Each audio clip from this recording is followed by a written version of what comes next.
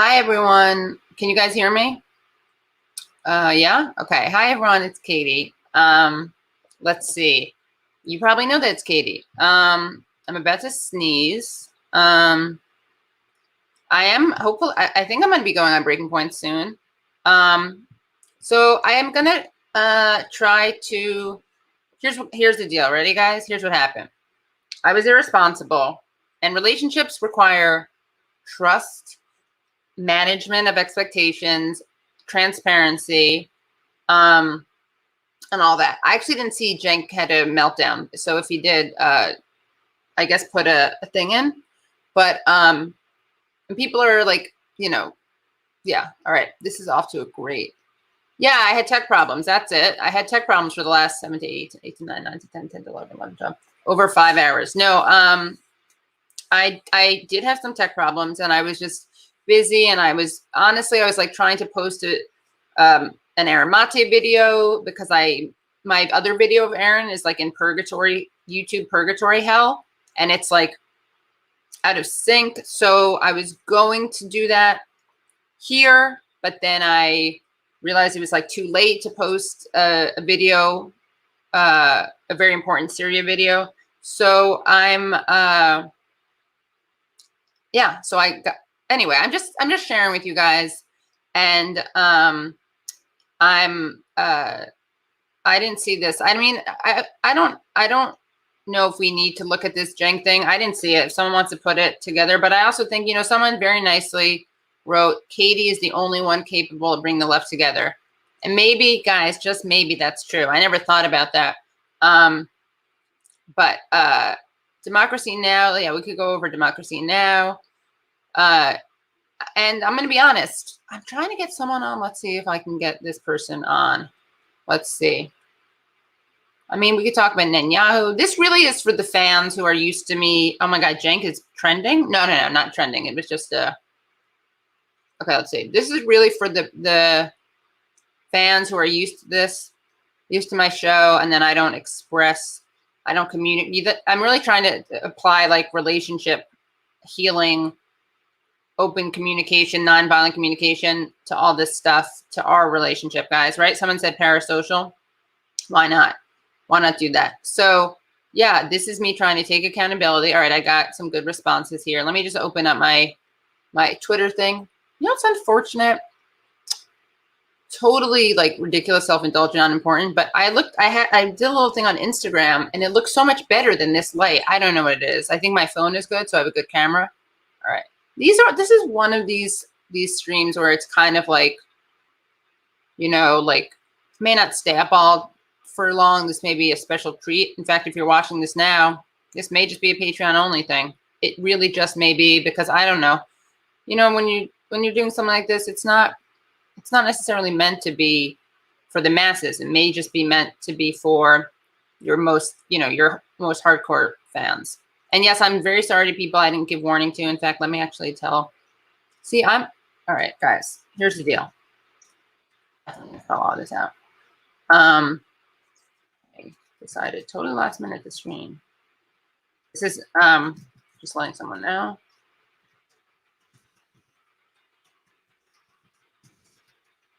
And this isn't going to be long, because here's one of the things I want to share. Guys, let's do a challenge. Let's be healthier together. Let's have better health hygiene. I'm overexposed. All right. Oh, that's funny. Oh, we could watch. Oh, can I do that? Should I watch a hill video? Is that like, what's the deal with that? Am I underexposed now? Anyway, I did go on the hill, and okay, so I did I did two what are they called? Media screw ups. Here, let me just make this more. Hold on. All right. Okay, let me go to this tweet. Okay, so here's my tweet. Let's see what I got. Any good responses? Okay, where's Cenk calling people Russians? I didn't see that. Someone should probably put that in there. I'm not going to lie. Oh, this looks cool. All right, now we got some good news. All right, this is good. All right, let's see what happened here. Here's the original without a click-through tweet. What does that mean? I like that. All right. Whoops. All right, here's the original. Okay. Here we go. So here, we're just going to binge watch. When I say binge, I don't actually mean binge. I just realized. I just literally mean we're going to watch some stuff. Someone put in the Twitter thread that I did, someone put the link to the Jenk thing, because I legit don't know about that. God, I must sound like, people probably think I'm a liar who like created this whole thing, this late night stream to talk about Jenk, but I didn't even see it. Hold on. What am I looking for? Okay. And guys, don't let me go over half an hour. Oh, I could bring on actually. Let's see. Hold on. So what's this? This is Bolsonaro getting heckled out of plan after killing thousands of people through his non-existent COVID-19 plan. Okay, let's watch this. Can you guys hear? I think they're saying out Bolsonaro, right?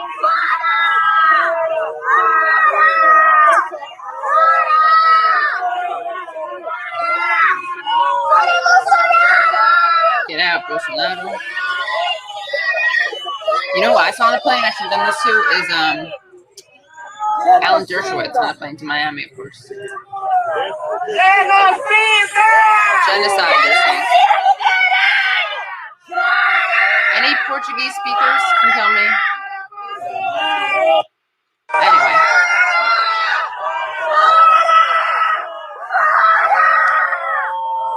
Oh yeah, the Macron slap. That's just true. Maybe the people are coming for.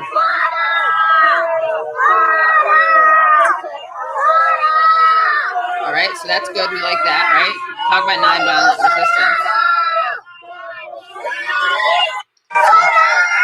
I'm trying to find his face, though. His finger. Oh, there he is. He really is disgusting, Bolsonaro.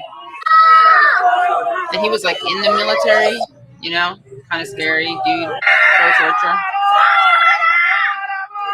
All right, so we got that. That's good. I like that. Wow, they keep playing it. All right, what else we got? Let's see.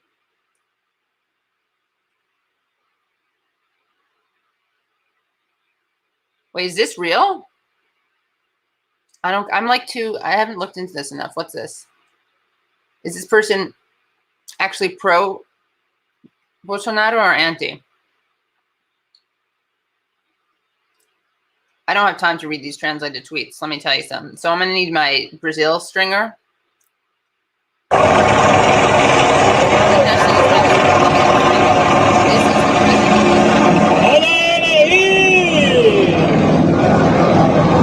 Essa continência, mano. Is she trying to counter the fact that people were yelling at her on the plane? Minha nossa, velho! I have no idea. Sorry, guys.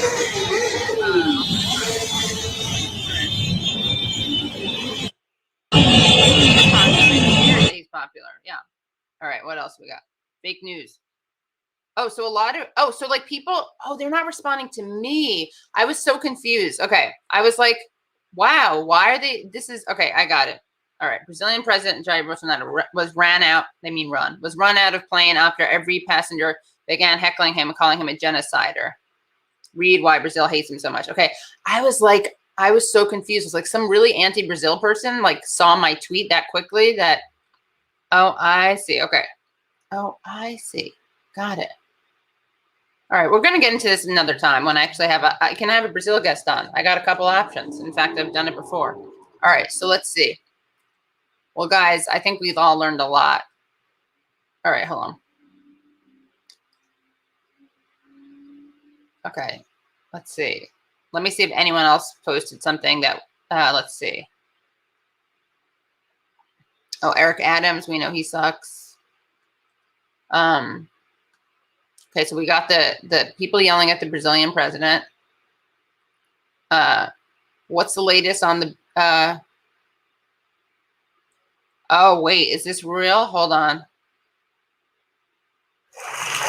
And finally, new rules from now on when Joe Biden veers off into one of his long-winded stories. Should I watch this? I'll probably get thrown off Twitter. Oh my God, this is so stupid. Hold on.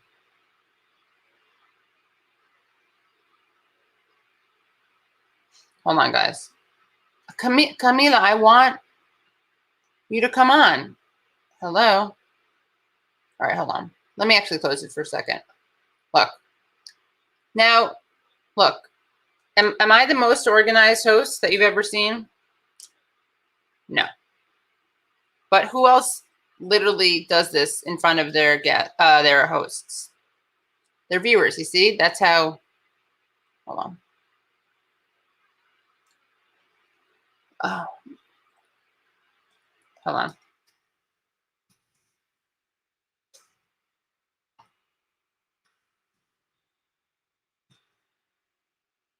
All right, hold on, let's see. My day job, just curious. Let's see. Katie Deed. NP note. All right. Show the one with Biden. Yeah, where's the Biden Syria one? Okay, go lost. Yeah, I know. I want to get someone who's in. Actually, I'm going to try to get someone on to talk about Brazil. This is one of my weird last minute type things for various reasons. So don't worry about it, guys. I'll have a real show. This is for the real fans. Streams like this just don't stay up. Streams don't like these don't last that long around here. Streams like these don't stay around. Okay, I will, since we talked about that, I will have to, I'll play some Mar and then I'll play some, oh, I like this. Oh, I like this. Wait. No, I wasn't that. Wait, this is a good one. Anthony Bourdain always said competent is intolerable. I do like that. Did I highlight Brian's very nice comment about how he liked our Dennis Kucinich? Okay, Katie Halper's better than 2IT. Thank you. I'd like to think so. Felonious Punk, thank you for that sticker. And then Brian, you had another comment. You guys check out the really good interview we did with Dennis Kucinich. Okay, please watch Amazon Union video. I post on your Twitter. Okay. But I don't know if I'm prepared to. Katie, can you further discuss the Great Reset? Oh my God, no, I can't. I need to look way more into that. No, I'm not always gonna. Here's the thing: I try to be supportive, but I'm also not gonna like. And I do crowdsource stuff, but I can't just do everyone's like. You know, this guy. Actually, I actually do want to do this because it is a very interesting thing. But there's a guy whose name is like Carnation something, and he always wants me to talk about the Portuguese nonviolent revolution. And you know what? I think I'm actually going to do that because I do find it interesting and no one talks about it. But all I'm saying is that I try to walk that line of being accessible, but also I just have to say I'm not always going to do something like the Great Reset because I don't have that. I mean, you got to prioritize. I don't know if I blocked you. What lefty shows do you follow? Like, what do you mean? The Carnation Revolution. Thank you. What lefty shows? I don't know. I mean, please click on that like button. Thank you, Phil. Yeah, seriously. Okay. What lefty shows do I follow? Hey, where are you from, Renato? Where are you from? You could have helped us out maybe with that Bolsonaro video. What lefty shows do I follow? Like, do I watch? I watch, you know, I've said this before, but for a couple of things, I really do like Democracy Now! A couple of things. I mean, they're ignoring certain things or they're angle on certain things, but they're still a very good source for, you know, not so much takes, but the news. So I think that's an important place to get your news. You know, obviously I'm a big fan of, you know, oh wow, they're gonna get the Katie Halper show bump. Get ready, breakthrough news. So you got Ronnie Kallick, Eugene Puryear. They've been on the show a bunch. Obviously, like Aaron Mate, who comes on a lot. What else? This is Revolution. I don't know that. Oh, yeah, and I get news from Independent Left. That I do. Thank you, Independent Left, for reminding me of that. What else? Okay, so here's the thing. The talking is done. It's time for action. We did a whole thing on the mayor. I got to clip that. I got to clip it. There, you know, clipping is when for my show, in case you guys are interested in this, and sorry if this is way too of a behind the scenes talk, but like A lot of other shows, it's very easy. Oh, great. You're in Brazil. Tell us how it's going. We showed a video. I think you missed it. But oh, okay. Guys, I think we're going to have a late night guest. This is very exciting. Hold on. A surprise guest. I'm not going to tell you who yet until they come on. Awesome. All right. Hold on. Let me just. All right. What was I just saying? I'm very tired. Don't let me stay on very long. Oh, well, we showed a Bolsonaro video. What else? No, it's not Brie. Okay, people are cursing. Yeah, it's Joe Biden. Status. Let's see. Oh, I should try to get,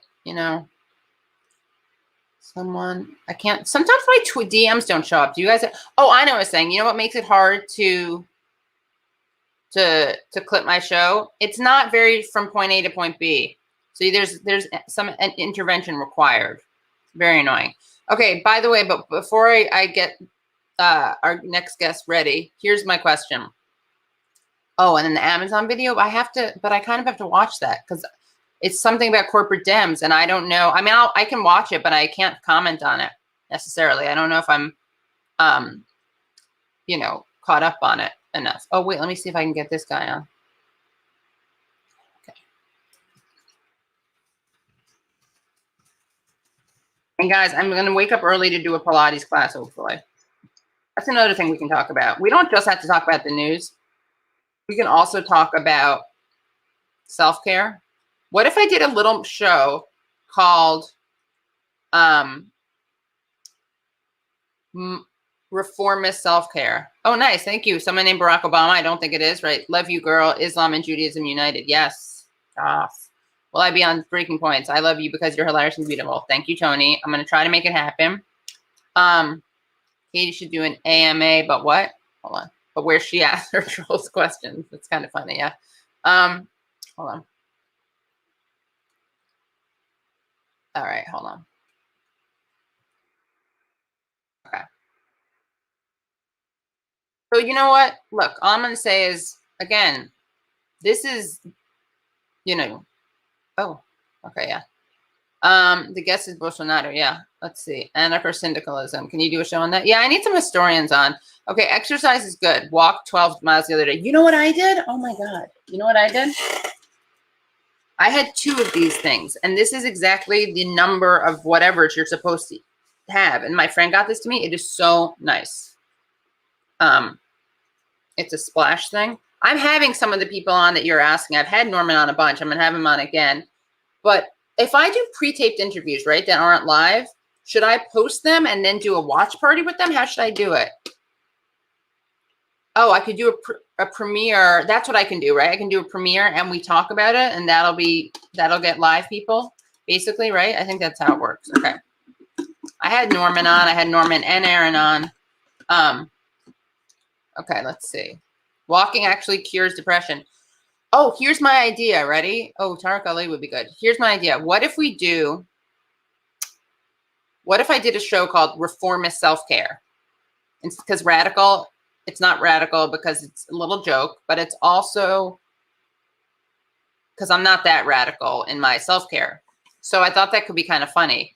But then maybe we could do a thing where it's like a Twitch thing or a Patreon only, but we do our morning pages and our morning water, which I did once with you guys.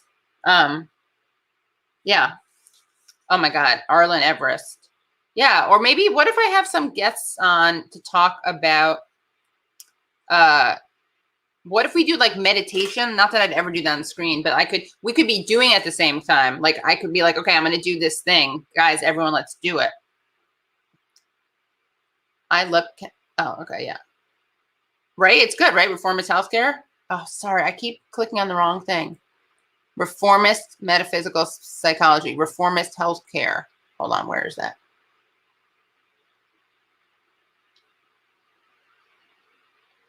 Yeah, no. There's some people who are, I'm not going to have certain people on because if you attack some of my guests, I'm not going to have you on. In certain ways, I'll say. Look, I'm kind of like, what's the word? I do like having different guests on from different, different sides of the aisle, but you don't have to be an asshole about it, but some people are. So yeah, I don't like a lot of, what's great is that, well, I'm not going to make this move beef, but some of my guests get shit from both sides. It's kind of interesting. That's all I'll say about that. And that's all I have to say about that. All right, let's see. What else? And by the way, please subscribe to my Patreon, patreon.com/The Katie Halper Show. Again, that's patreon.com/The Katie Halper Show, because everyone keeps saying that I do this for the Patreon, and, I think I need to be making more on Patreon for that really to be viable. Katie, okay, you know what? This is true. Katie, can you cover the dumping of like 1 million tons of radioactive water from Fukushima into the Pacific? Yes. Who should I have on as a guest for that? That's good. A good idea. Got to do that. Definitely got to do that. Hold on. Let me just a screenshot of that. Let's see what else. Okay, what else? So yeah, tell me, I could get some yoga people. I have friends who do that kind of stuff, yoga. I'm all about, I really, look, Marianne Williamson and Tara, I want to have on Tara Brock, Gabor Mate. So yeah, here's my question. If I interview someone like Gabor Mate and I have a video of it, how should I do that? Like, do we watch it as a live thing? I think I already asked you that. So forget that question. We figured it out. Russell Brand, I would love to have him on.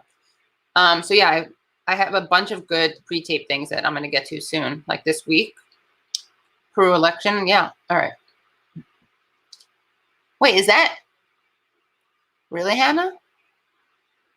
Is that really you, Hannah? Can I highlight this? Or is that going to... Hi, Hannah.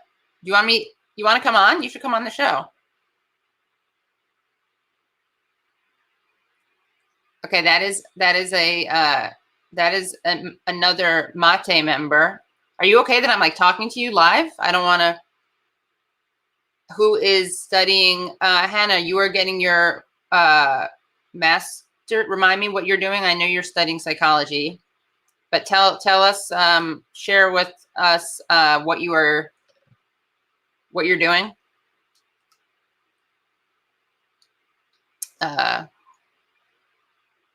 Okay, well, Hannah does psychology stuff, and I don't know the exact thing, but yeah, we could have a whole. Let's see, she runs. Hannah, where's Hannah? Oh my God, Hannah, you should come on. You study attachment research. Oh my gosh, yeah. So Hannah is another member of the Mate family, but she's also a person, obviously, in her own right, who does activism and psychology and attachment research. And I don't know if you want me to say what school you're going to, but she's going to a very good school in New York City soon. That's cool. Yeah, we'll definitely do some reformer self-care. Let's see. Good morning from Germany. I love it. You could talk to mine workers who are striking Alabama at Warrior Met Coal. They need more attention. Okay, thank you. Actually, I couldn't access it. Okay, yes. Yes, definitely. Attachment. We did that. We can do a quiz. Yeah, Hannah, you should be one of my reformer self-care guests. Totally, yeah.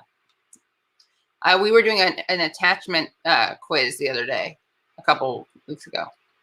Oh, do you think Barry Weiss would debate Finkelstein? That would be amazing. No, that's not Aaron's mom. Aaron's mom, everyone in the whole Mate family is very talented. This is weird. But yeah, the whole Mate family is very talented.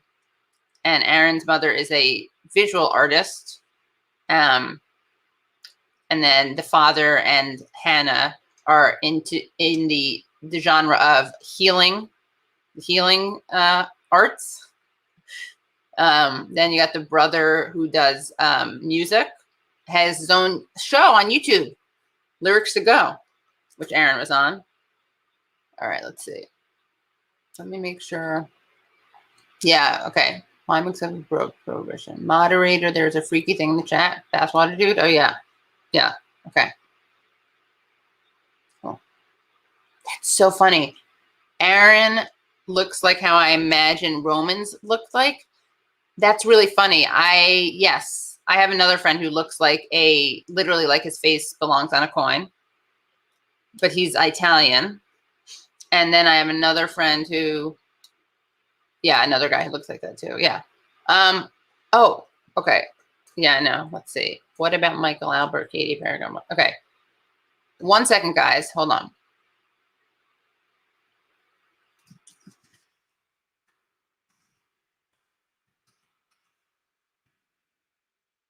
Hold on.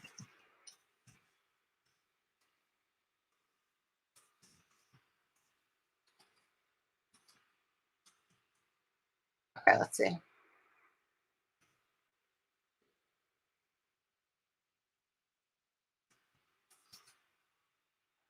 Now, if this is for, all right, let's see. Where is my guest?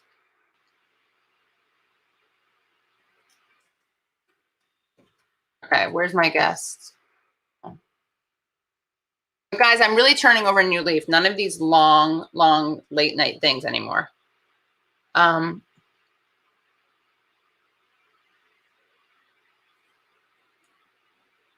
let's see. Okay, okay, I'm really excited. So remember I told you we'll give the guest a few minutes to set up. Remember I told you we're going to get a guest, and this guest has been on before. Hold on. Can you get Mark Lamonte on the show to talk about his new book on Palestine? Yes, I would love to. I'll write to his publisher. And what else? So this was a good, like, you know what? Sometimes you just got to start out doing a late night stream. And yes, I will, Stephanie Welch. I will have More Perfect Union. I want to have them on to talk about that. Hold on. Okay. You know what I really have to do a story about is the indigenous women, the bodies that were found. In fact, I need to get Brian on for that. Okay. Yeah, someone get me AMLO on the show.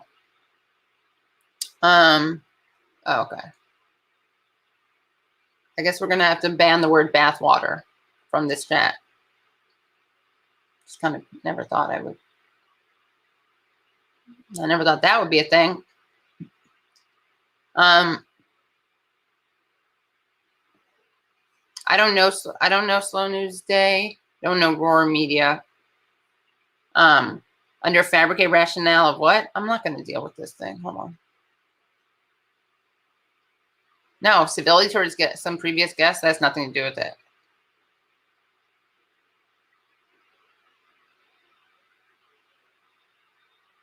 No serious. Well, okay. If you want to criticize me, you got to pay some, you know the rules. I don't work here. I mean, I don't make up the rules. I just work here. Oh, Ariel Gold. That would be good. Yeah, I really want to have someone to come up and talk about Bennett. All I know is that, as Mark Lamontel said lately on a tweet, this narrative makes it seem like this is good news, that Netanyahu was defeated, as if he was like defeated by someone progressive. All right. So what is this? I don't want to get into the junk thing, but I'm just curious while my guest sets up. In fact, let me open up. Oh, wow. Wow, they're really in it. Glenn and I mean, I just don't get it. Why not ignore these people? I mean, they're my people. They're most, I don't get it. And I've tried to say that nicely because I have friends on both sides of this aisle. I don't understand. Obviously, the Glenn and Jimmy side is obviously like, this is their thing. I said this. Leslie and I said this. Like, that's their thing. The people who criticize them for being like crazy or like too combative, like they shouldn't be doing that. They should be ignoring them. I don't understand it. And that's not, again, this is the advice I would give them, like as friends. This isn't me picking a side on this. I don't understand it. Anyway. What? That's my response to that super sticker. What? Everyone has an ego, but I'm saying it would be better ego brand management to ignore that. I don't watch anime. Mike Preisner, I got to get him on. Yeah. Let's see. I don't think they're crazy. I think they're right. Yeah, okay, fine. You think, yes, I get that. But my point is, you understand at all what I'm saying, though? Yeah, Yannis, well, hook it up. I actually know some people who can maybe try to make that happen. Bro, she's about to have Netanyahu. I can feel it, yeah. Some of my, you guys are really funny. I would love to have Emily Wilder on. So my guest, you know what? I'm going to introduce her before she's ready. That's actually a good idea. Because, Ali Abunima, is he back? He should come on. All right, hold on.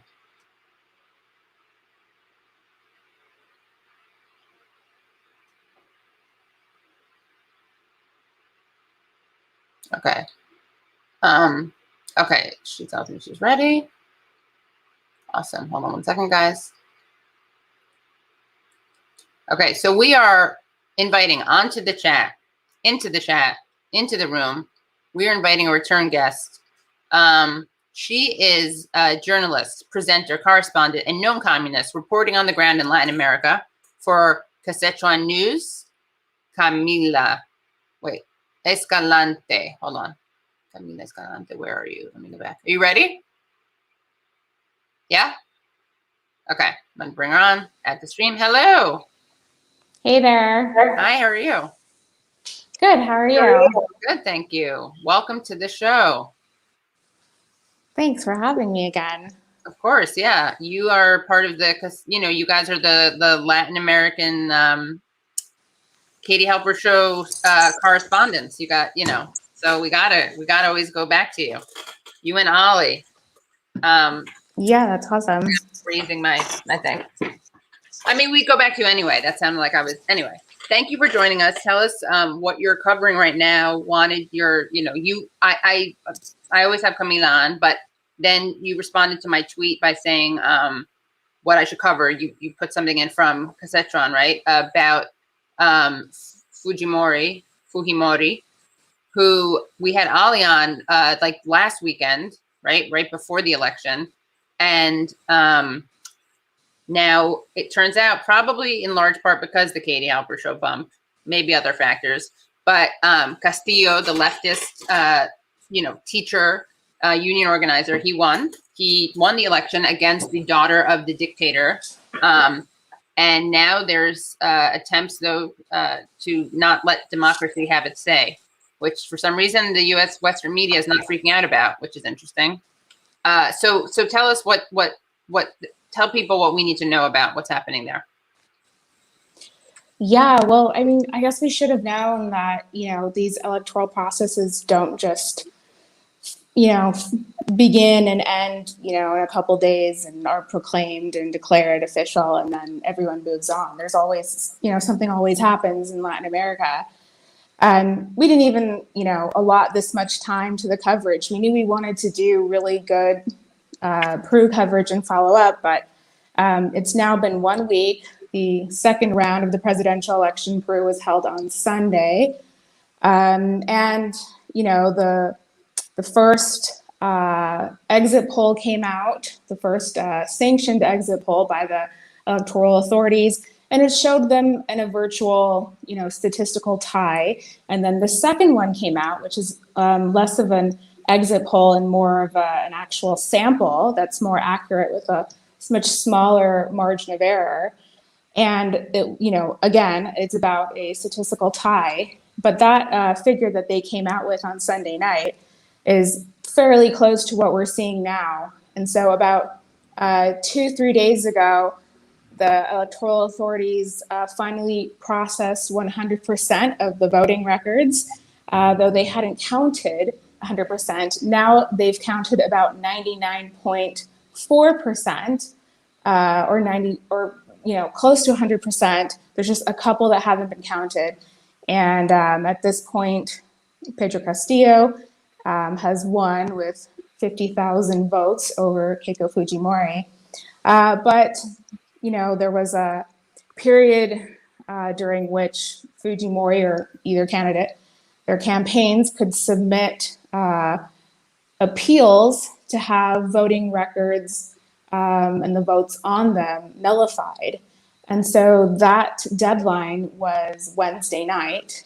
So this became a scandal because she wanted more time, because at the time that she decided that she was going to try to get all of these hundreds of, or at least 100,000 votes nullified, that was the gap, 100,000. As it turns out, the gap currently is about 50,000, but she just needed to get as many votes, completely just canceled, essentially just, violating the constitutional right of Peruvians in the central and southern regions of the country and rural areas specifically, which voted heavily in favor of Pedro Castillo, robbing them of their right to vote and elect their president. And so she missed that deadline. This other electoral body attempted to extend that deadline for her in order to allow her to submit more challenged actas, voting records. And, there was just so much outrage, so much public outrage because of, the mass amount of vigilance. Because, of course, more than half of the country voted for Castillo, and they don't want their votes to be completely discarded. And because of, the important role of international observation as well, and not just formal accredited electoral observer missions, but also just the very important role of journalists, independent journalists, community grassroots journalists, and people reporting on behalf of social movements. For example, ALBA movimientos, which is, kind of this collection of social movements from around the continent, the majority of which are from other South American countries, particularly Argentina was there on the ground. And it's just so important. I mean, even I can even say, like, even as working as like a journalist for an outlet like Telesur, for example, sometimes it's very difficult to do the sort of reporting you need to do because you're always on air, and news outlets want you to report on, almost all major news outlets are going to want you to report on what the electoral authorities are saying. Right. They want you to report on what the president has now said. The president's calling for calm. Now what the defense minister has said. And there's not really a lot of people who are in the neighborhoods, in the barrios, in the rural areas, with the people on the ground, in front of the electoral authorities office, in front of the campaign office, to see and let people know how exactly the Peruvian people are feeling and what they're saying. So, just it's really important that there was that level of vigilance, especially considering that COVID has hit Peru the hardest.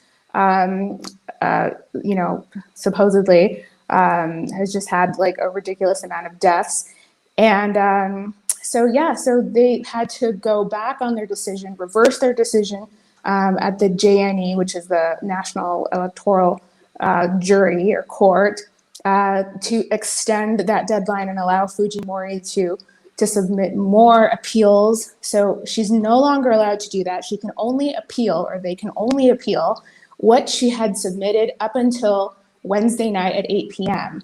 So those are the only ones that are up for cancellation. And of course, even what she was able to submit, which I don't know the number, is just unbelievably, it's twisted and illegal. And, the hope is that Pedro Castillo's campaign would have the capacity to challenge these appeals and say that these votes cannot be nullified once they've been counted. These are real votes where there was no, she claimed that there was systematic fraud. She said that there have been a large amount of irregularities and things like that. But her evidence is saying that, where someone had to sign a paper twice, that their second signature didn't match their first, or that somebody signed in the wrong place, or that two people at the polling station had the same last name, therefore they were related, and that this was some sort of conspiracy where, on a very mass scale at a local level, where, the Peru Libre, the party of Pedro Castillo, was able to get people together in every single polling station across every single rural area of the entire country and scam himself into a win, almost like they just voted for him en masse. So it's been 1 week and we've yet to hear an official declaration from the main electoral authority. And you're right now, you're in Bolivia? Exactly. So yeah, that's where Camila is coming to us from, Bolivia, which is where she lives and is based and does reporting. And you guys, though, because Sichuan News is a really important network. Do I call it a network? News organization? What is it technically? Yeah, news outlet. News outlet, yeah. So, and she and Ali, who we've had on the show, they are the co-founders. And here, I'm just going to post a video that you guys posted. Yeah. Okay, 1 second.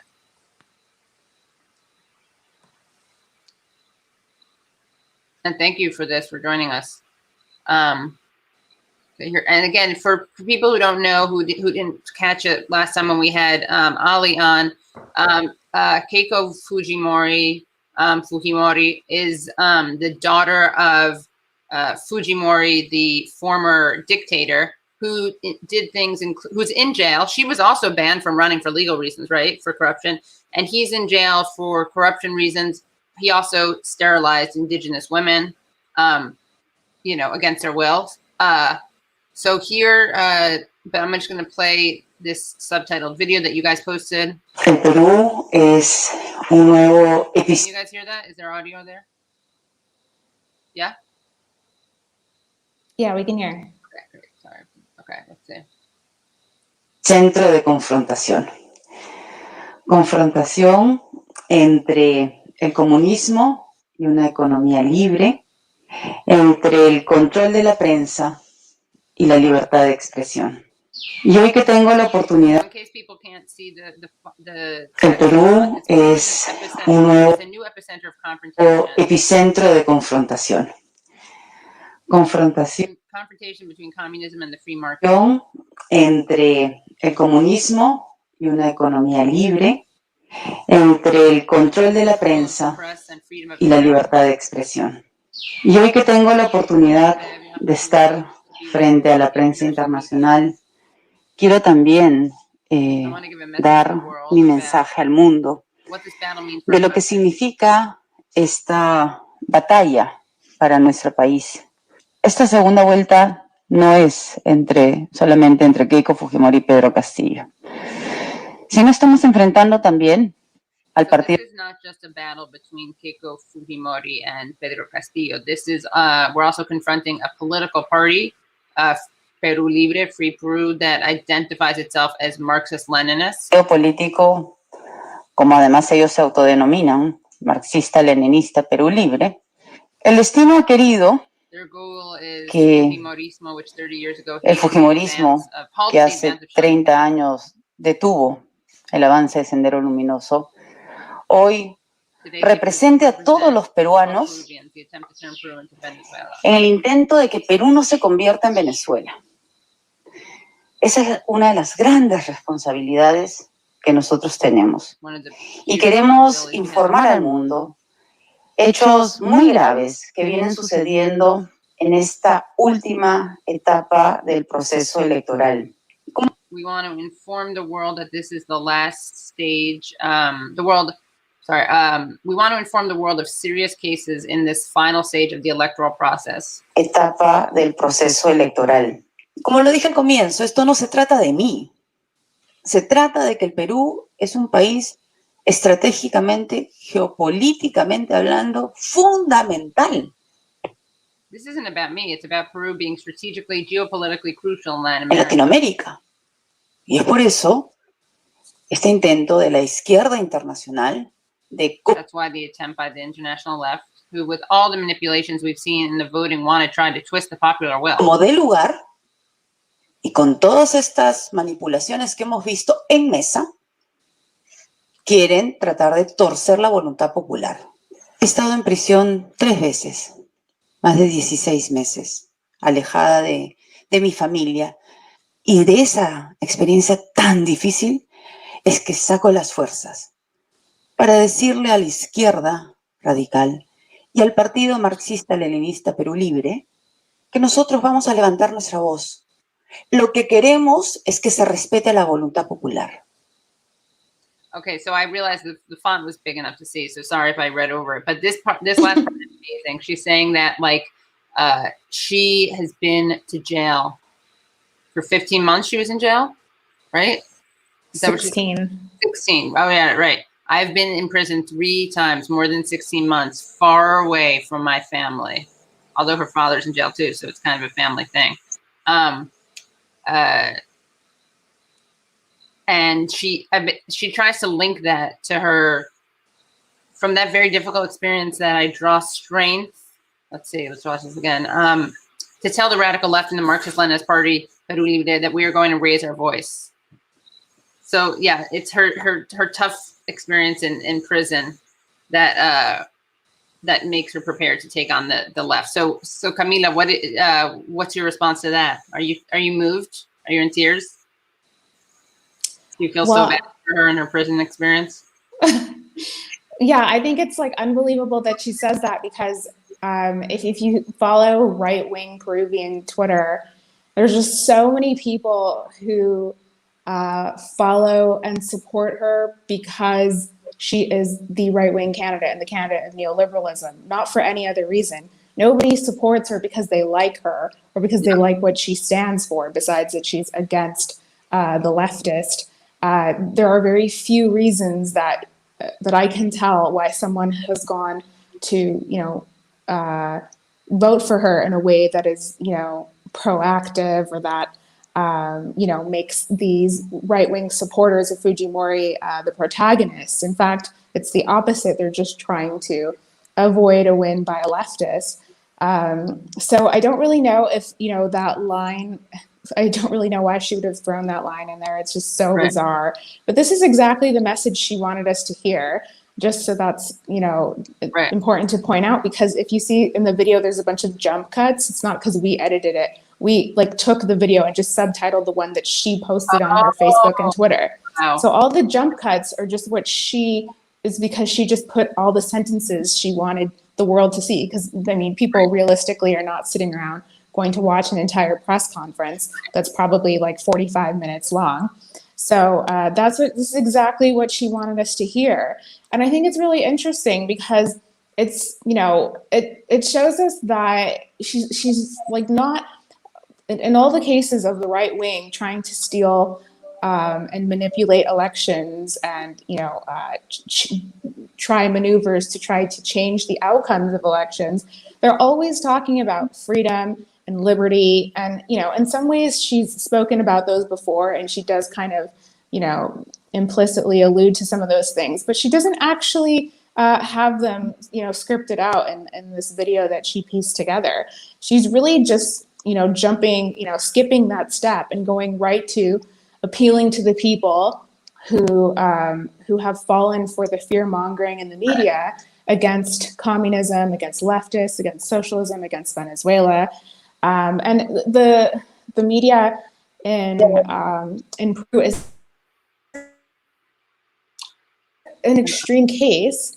If you speak to like leftists, revolutionary socialists around Latin America, there are a lot of people who don't really believe, they don't really think that Alberto Fernandez, for example, or AMLO are that revolutionary, right? There's a lot of people who, they're just, people have their own reasons. I'm not agreeing or disagreeing with anyone, but people are like, this is a real revolutionary government. This government really, uplifted indigenous and poor people. This government, not so much. They're kind of wishy-washy or watered down.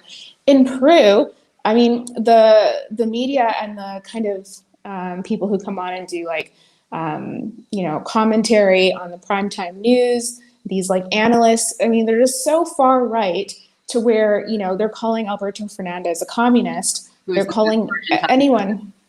Yeah, just anyone who would have supported Pedro Castillo vocally through a tweet or otherwise is just, is just a communist. Is just even to the point where even there are people who have supported Pedro Castillo during this whole process who consider themselves liberals. They don't consider themselves necessarily leftists or socialists. And there was a cartoon in, I think, a newspaper, one of the major newspapers today, depicting Fujimori. I guess I could probably find it for you. Let me begin to find that for you.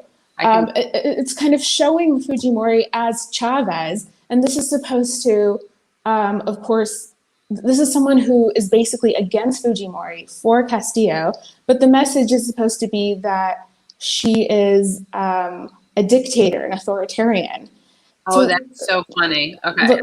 let me just find it before I. So basically, this cartoon that you're saying is like people are so politically either illiterate or confused.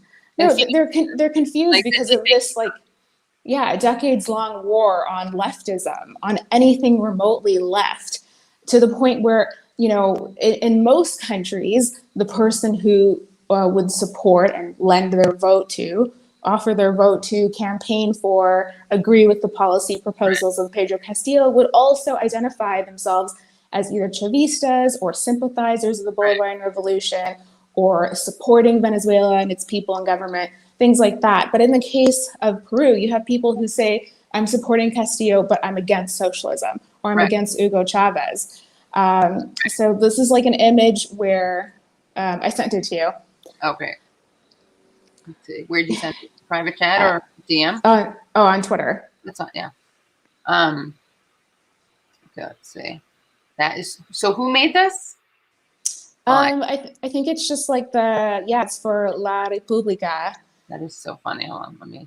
So I don't actually know who that cartoonist is, but it says my JNE, the National Election Court or National Election Jury, my newspapers, my Congress, my channel, my television channels, and it's basically, you know, it's trying to make this, you know, this kind of statement about how communists control everything and are authoritarian, and they, you know, shut down any free expression in the media. They close down competing media outlets. This sort of you know, these false ideas about what communism is, or what, you know, what happened in Venezuela under Hugo Chavez. So it's just an unbelievably offensive cartoon. Like it's just you know, one of them is an actual fascist, an actual far rightist who comes from a background of, you know, her father was a dictator,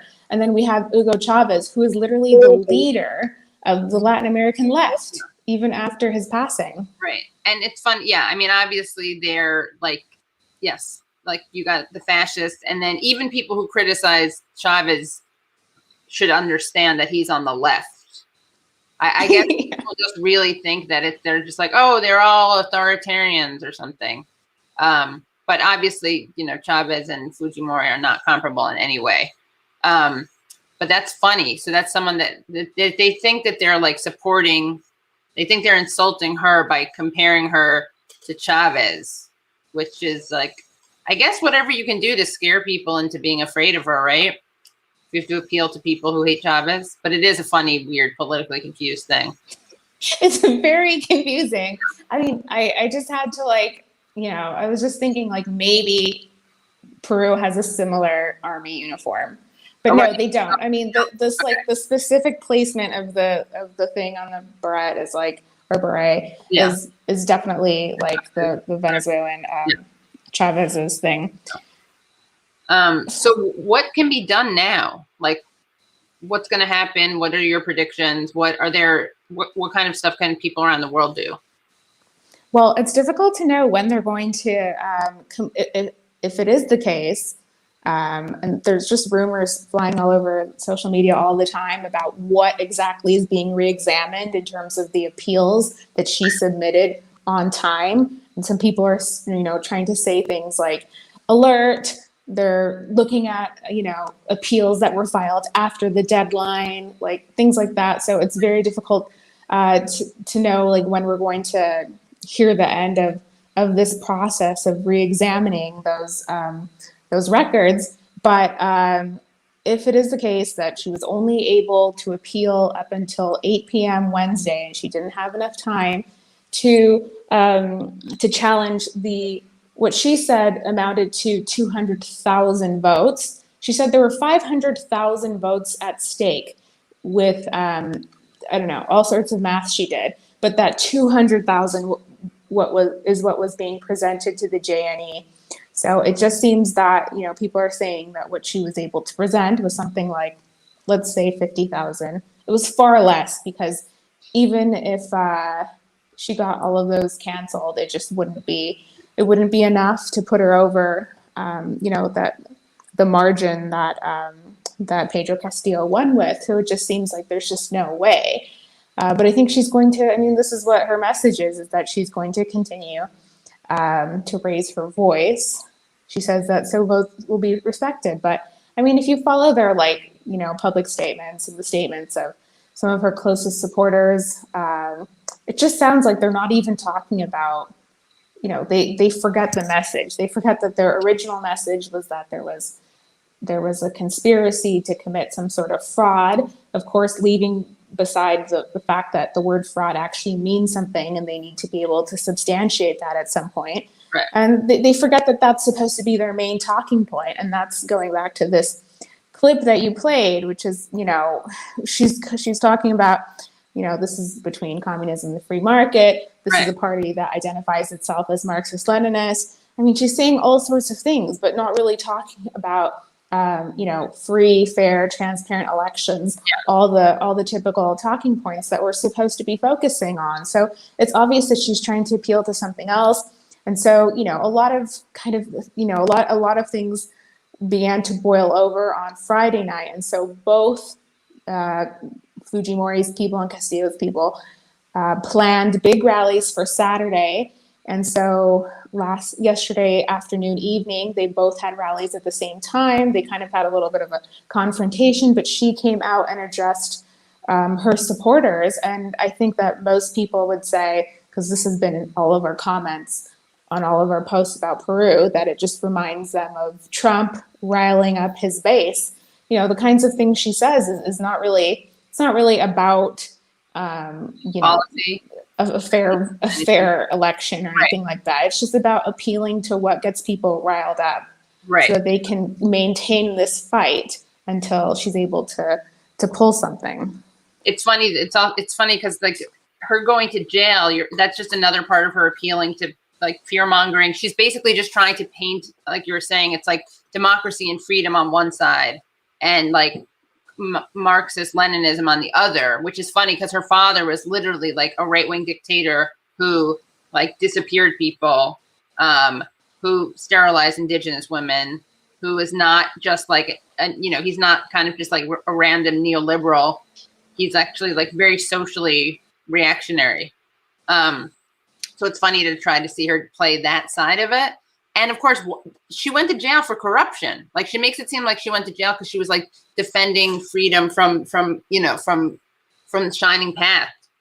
Yeah, and she can mention that she's been through all these legal processes and that she's been to jail, because she can mention it and it doesn't really get focused on by the media as far as the campaign is concerned. They haven't really shined a light on it. They're not going to delve into it. It's just something that people take for granted, something that happened and nobody's going to question it. But just like in the case of Bolivia and, how we talked about Lenin Moreno when he was about to leave office, had Lenin Moreno had his ally in Ecuador, had his ally Guillermo Lasso not won the election, he would have had to flee, just the way all of his ministers resigned and fled before the election took place, because they thought, like everybody else, that the left was going to win. Right. So, this is something that people aren't talking about as much. Some people are on social media, but I mean, she probably has her own contingency plans for if she has to escape. That's not to say that she's throwing in the towel yet. But it's definitely the case that if she, I'm sure as Ollie explained, that if she doesn't win the election and she, can't pull her own fraud, that she's going to have to leave the country. Otherwise, she is going to jail. Right. And right now, I mean, they're trying to put her in, there's a judge trying to put her in pretrial detention. Right. So I think that she has to be making her own, getting her itinerary ready in case she does have to leave. But I guess because she knows that she has, the media and probably other people on her side, who knows, that she doesn't have to leave yet. But yeah, the jokes are that, whether she's going to Brazil or Colombia or Japan. Yeah. So as you were saying, there's a there is a prosecutor request. I'm just reading at CNN. Prosecutor requests prison for Peru presidential candidate Keiko Fujimori. In an ongoing Peruvian corruption case, urged a judge Thursday to send presidential candidate. This is from Thursday. Back to preventative prison in connection with an ongoing corruption case, even as votes continue to be tallied. And she's dismissed this, saying the prosecutor knows where I live. I'm not going to flee. But, you know, I would flee if I were her. I wouldn't want to go to jail. Yeah. I think, yeah, she's probably like mentioning that she's been to jail. I think is like, she's just trying to link it with like the trope of the left-wing caudillo who like sends people, you know, people fighting for democracy to jail where there's no rule of law. Like we saw in Bolivia, right? Where they tried to make it seem like it was a destruction of democracy. It's just the other thing that's so funny is that the coup. Yeah. The other thing is that's so funny is that in this clip that she prepared for the world, she references 30 years ago that she says that Fujimorismo, her father, and his administration, quote, halted the advance of Shining Path. And like in the same, you know, today we spoke to Evo because every Sunday Evo comes to the radio and does his 7 a.m. morning show with our director as host, Ramiro, interviews him. And so we, I think that those are like the last clips that we posted on our Twitter was Evo's kind of talking about Peru. And he also talks about 30 years ago. He says, you know, for 30 years, the people have, they've had to deal with neoliberalism and now they've had enough. I mean, they're expressing the most polar opposite, you know, understandings of what has gone on over the past 30 years. You know, she's talking about it as if under the administration of her father, under the dictatorship, that they were somehow able to deal with, you know, terrorism, or what they called terrorism, to deal with leftist armed groups and narco trafficking, when the fact is that Peru obviously continues to be the second most producer, biggest producer and exporter of cocaine in the world after Colombia, and that there is a lot of drug trafficking and narco-linked violence in Peru.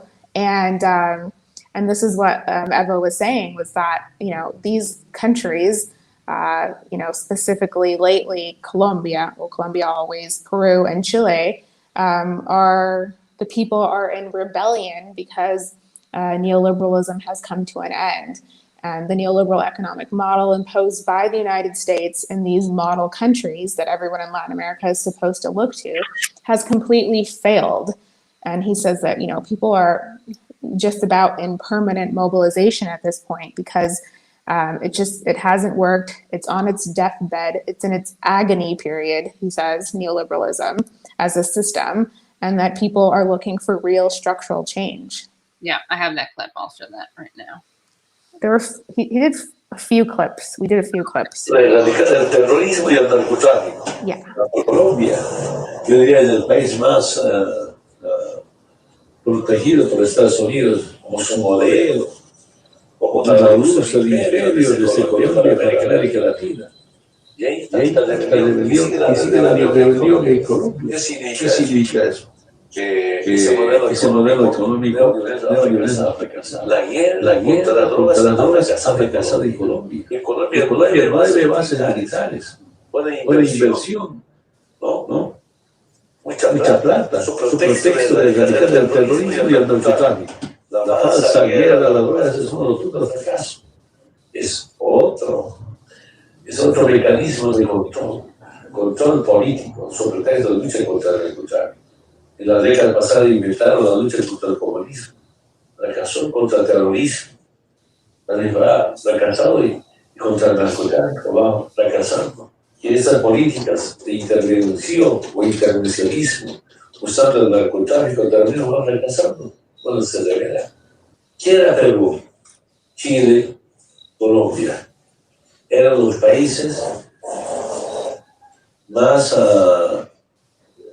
cuidados por el imperio norteamericano, más mimados, si el término exacto, países como modelo del imperio, del capitalismo.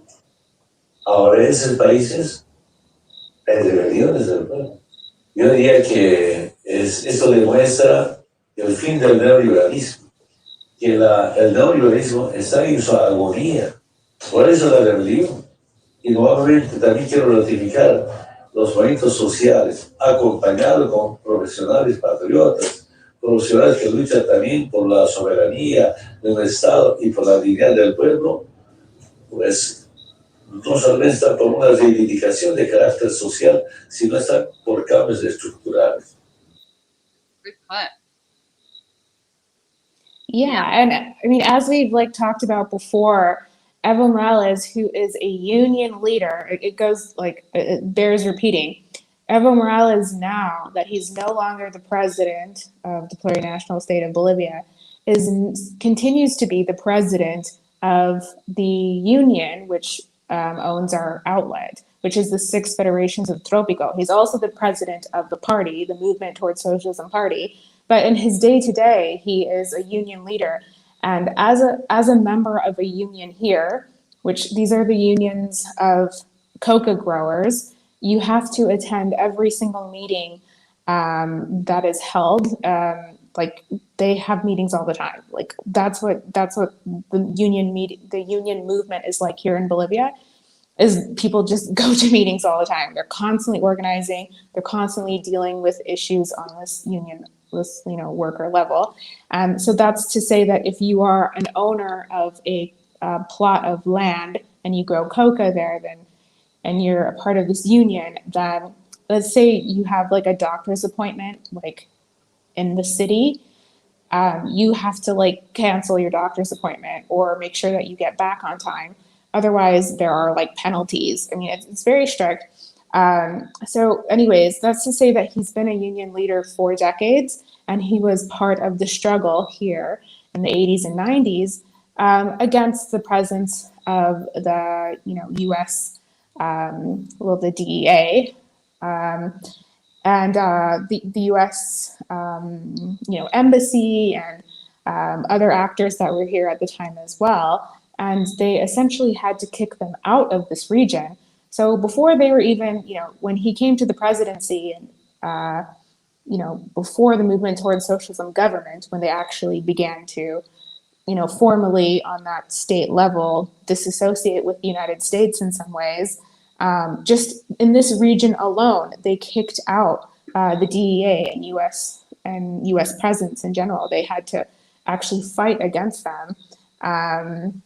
And so that was really important because they figured out, the coca growers here, the campesinos here, figured out that the presence of the U.S. here didn't actually help eradicate any of the illegal activity that was going on here, and the excess coca production, which was being funneled towards essentially narcos and other people who would ship that off to Brazil or wherever else. Like the problem was only getting worse, and there were actually, Bolivia was somewhat of a narco state before the movement towards socialism came to power.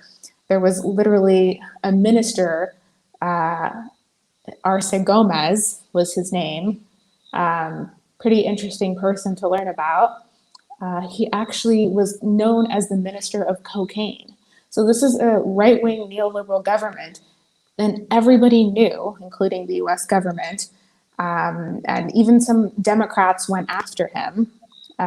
They said, this is literally a narco regime. What is the guy's name? I think his name is Mick Wallace for 60 Minutes. He's dead now. But just a very famous 60 Minutes correspondent and anchor interviewed this guy, this minister of cocaine. And it's just so obvious that it was an absolute mafia government. And there begin to be some parallels between this person or that narco, government or regime, and the Añez Murillo regime that just left power. Because of course now we see that Arturo Murillo, who was the interior minister during the coup, the other guy was interior minister too, is now facing money laundering charges in the U.S. in a federal case, and then also here he's wanted for all sorts of things.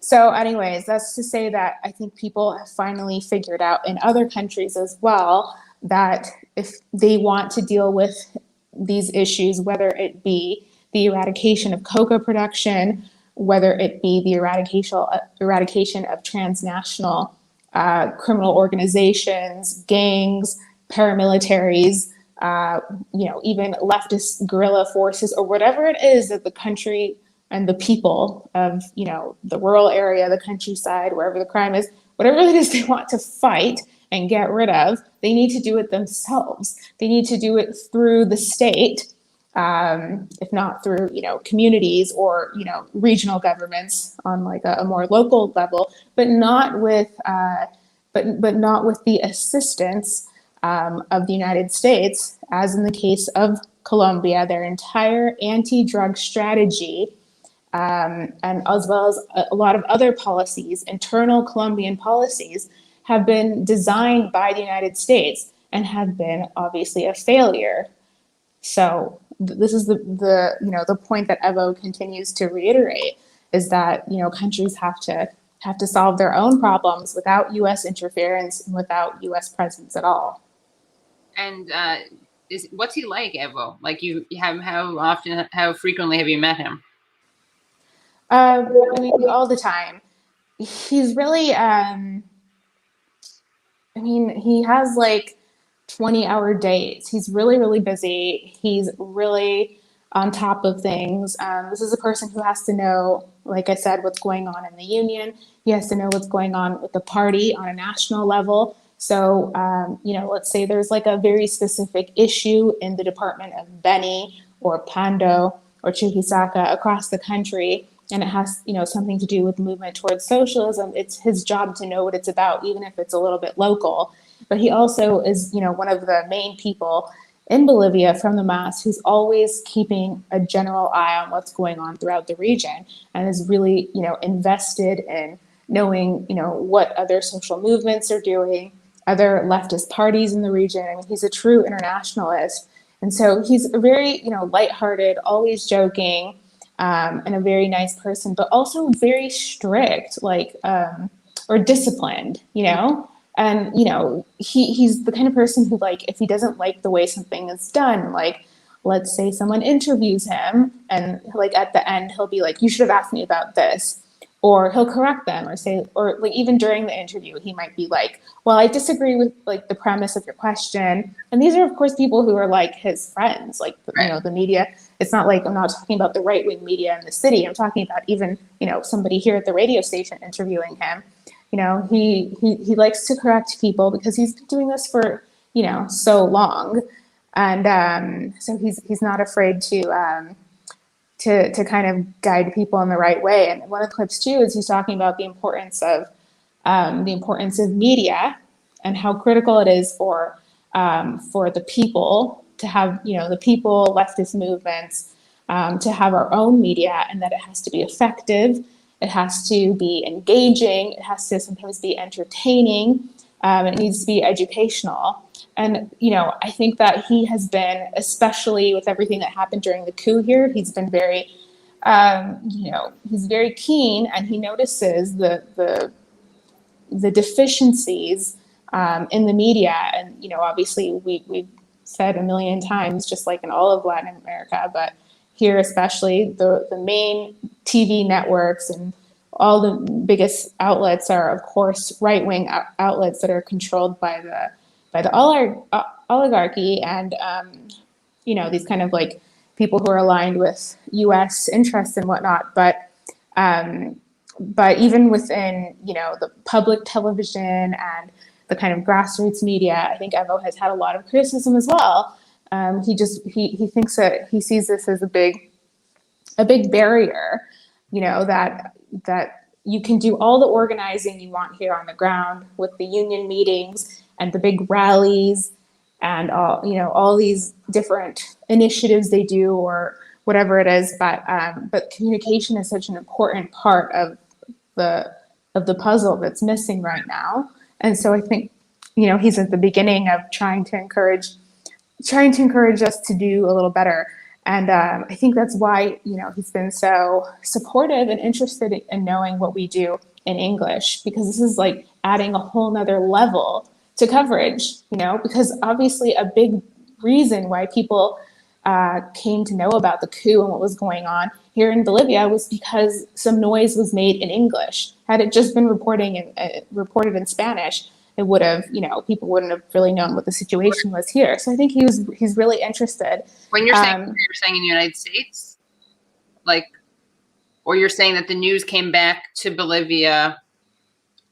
Oh no, just during the coup and the coup year, there continued to be reporting from the mainstream outlets, whether it was like The Guardian, The New York Times, right, but also us and other smaller outlets that say Breakthrough News and stuff like that. And the reason was because obviously from below, we were trying to push, the news about Bolivia into the mainstream. In this case, it wasn't that someone at The Guardian decided to write an article. They covered it when the actual coup took place that week, and then it would have fallen off the map. But we made sure to continue, bringing it into every space possible. Easier, that much easier to get it out there. Yes. And should we play that? I have that other clip. Do you want to play that Evo clip? Yeah, definitely. Okay, let's see. And then people are asking. I want to ask you also about Colombia. Okay. Okay, I'm going to play this. I'm actually make it full screen. I'm not going to be on screen because all right. And let me, 1 second. Sorry, let's see. Hide this comment. I will go back to that comment though. I'm going to remove you so you don't make noise. So you can make noise and they're not going to hear. I'll just mute you. I don't need to tell everyone that. Okay.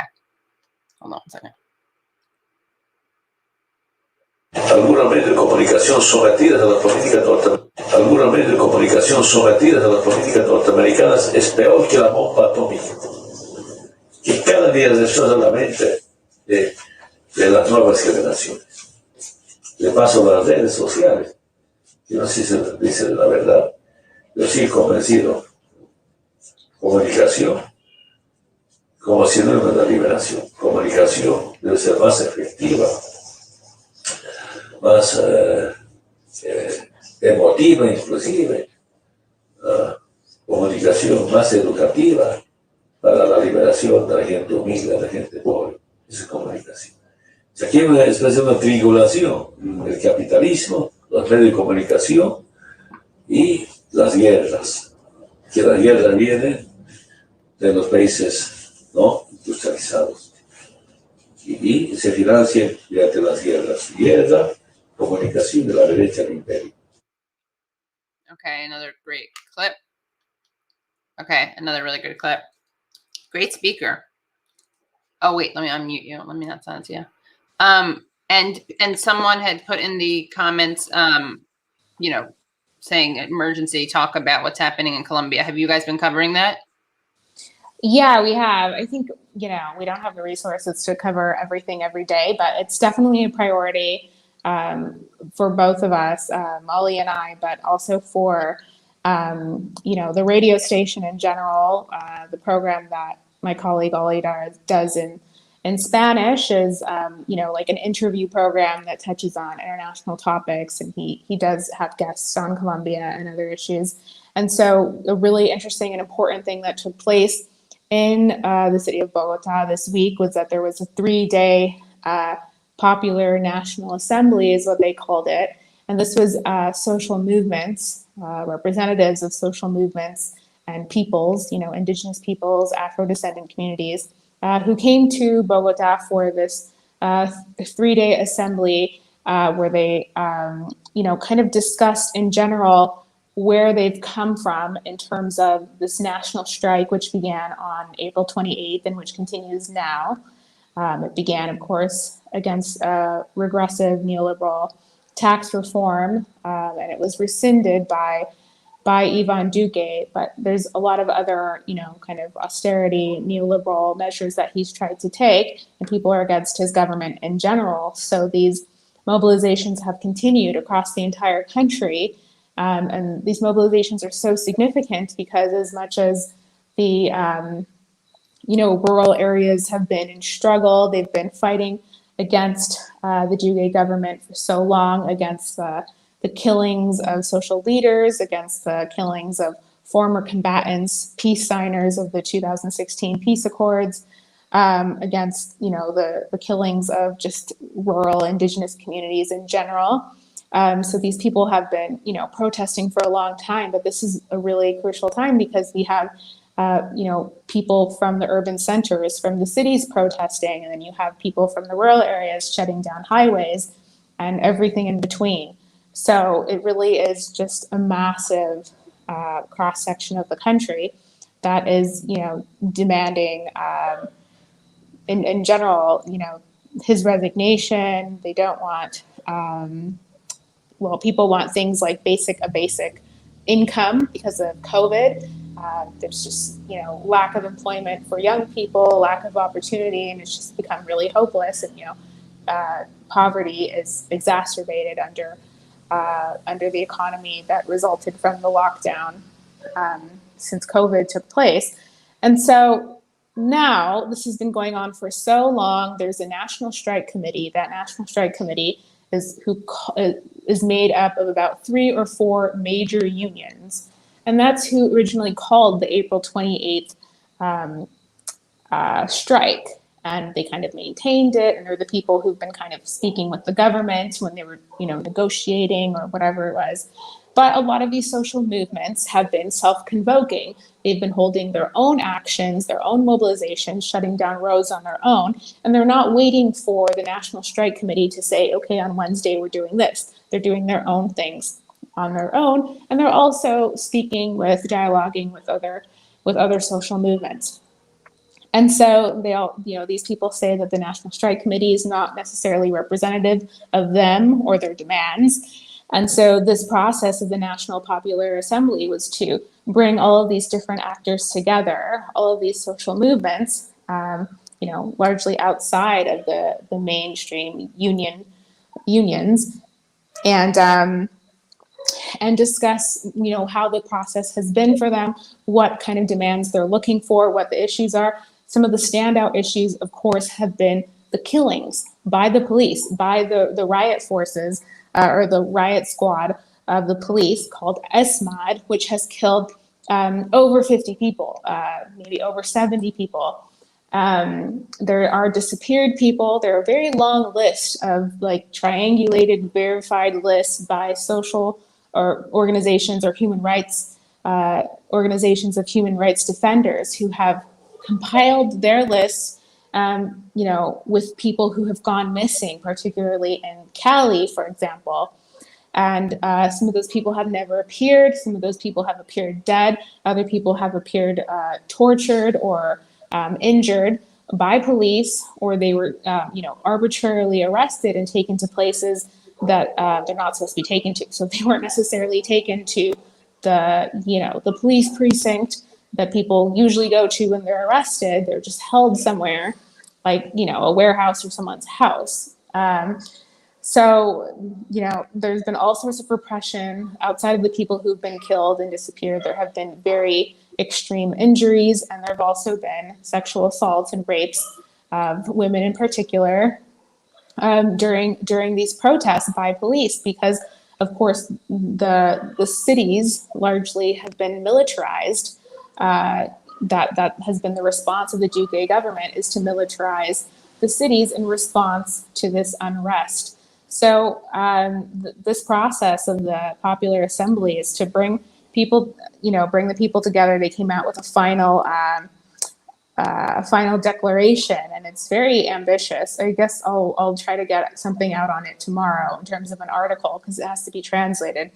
But people, one of the most important things to come out of it, and in general, this process points to the fact that nobody wants another neoliberal right-wing government, and that the polls have said that Gustavo Petro, who was the apparent loser of the last elections to Ivan Duque, has an unbelievable amount of support in the country right now, and the elections will be next year. And so on a kind of party level, a lot of leftists and kind of like center-left parties have formed a coalition, but they say they will run one candidate, and that candidate's going to be Gustavo Petro. And social movements, there's popular support on a grassroots level for him as well. So whether it's one of Ivan Duque's close allies or whoever the candidate will be of the right, it seems like it's going to be very difficult for them to beat Gustavo Petro in a fair election. Wow. Anything else that you want to make sure people know about? Thanks so much for all your reporting and knowledge, by the way. Well, this week I'll be traveling to Central America. Unfortunately, fortunately, I feel like there's a lot happening here, and I would like to be on the ground in Colombia and Peru. But because of COVID, you can't be everywhere. And it's actually there's so few flights here. The situation is not like the US. Things are not normalized. So there's very few flights. So I kind of have to decide where I'm going to be reporting next. And, if you've followed us before, that Ollie and I have done a good amount of on the ground reporting, but we haven't been lately. And that's obviously because of COVID and curfews and things like that. So I will be in Nicaragua soon, and El Salvador as well. And it's just really important for our overall coverage. We have focused a lot on South America and not other parts of Latin America. We haven't been big on Cuba lately or Central America. So I'll be making my way there, and Nicaragua is holding presidential elections amid aggression from the United States once again. New sanctions were announced this week against 4 officials of the Nicaraguan government. And this is an issue that has been very difficult, apparently, and tricky for even the left wing in the global north. Unfortunately, there's a lot of misinformation, and there's a lot of fake news, quite frankly, about about the failed coup that took place in April of 2018 in Nicaragua. The Sandinista government remains extremely popular and is most likely to win the November election, has a lot of support, despite the misinformation that we hear from the media in the global north. So this is a really important thing that we want to go report on ourselves. So that election is in November, but I'll be there, I guess maybe this week or next week, in order to report on some other developments there, not just the election, but actually reporting on some of the campesino organizations and trying to get kind of a feel of how things are outside of the city. That's something that that we've tried to do a bit with every country as much as we can, because we don't have money, we don't have resources, but what we do have is some knowledge and understanding of what the issues are that people face on the countryside and rural areas. And as easy as it is to go to a city and just report what's going on in the capital, in the government seat, what the main parties are saying, it just takes a little more effort to go and be among the average person and try to report those angles. So that's part of why I'm going now, and not just for the election, is to try to interview some people from the social movements there as well. And Guatemala, people are asking about that. If you mentioned Guatemala, is that because, I don't know if they're asking about Kamala's amazing statements. I don't know if you heard that. I saw people outraged about it on social media, but I didn't actually. I'm not actually. She actually. There was a fake. It was not even fake. I talked about this on Rising but it's not even fake. It's they literally a woman who's like works on like women and entrepreneurship. Like they thought she was a reporter and she's not, and so she asked a question. It was kind of amazing. But Kamala is just like, you know, her go-to. She likes talking about, and we talked about this on Useful Idiots actually this week. Oh, I think we're dropping it tomorrow. It's going to be Substack only. But you know, she always loves talking about root causes of things. In Guatemala, root causes are like not being adapted for climate change. It's like it couldn't be less of a root cause. And so, yeah. Yeah. So, I mean, so she did that. And then this week, beginning today, Samantha Powers, who's the head of USAID or USAID, arrived in Honduras. And so she's on like a 3 or 4 country tour. And she's just the absolute worst, coldest sociopath ever. Right. And so she'll be going to, I think, El Salvador, Nicaragua, or sorry, not Nicaragua, El Salvador, Honduras, Guatemala, at least. And it would be great to run into her, but I think she's getting she's getting too fast. Honduras also has presidential elections in November. That's very important, obviously, because Honduras suffered a coup in 2009 and hasn't been able to recover democracy. And the last elections in November 2017 were fraudulent. That's how Juan Orlando Hernandez came to power, and that is an actual narco state and government. His brother has been wanted and charged in the U.S. for all sorts of narco-related activity.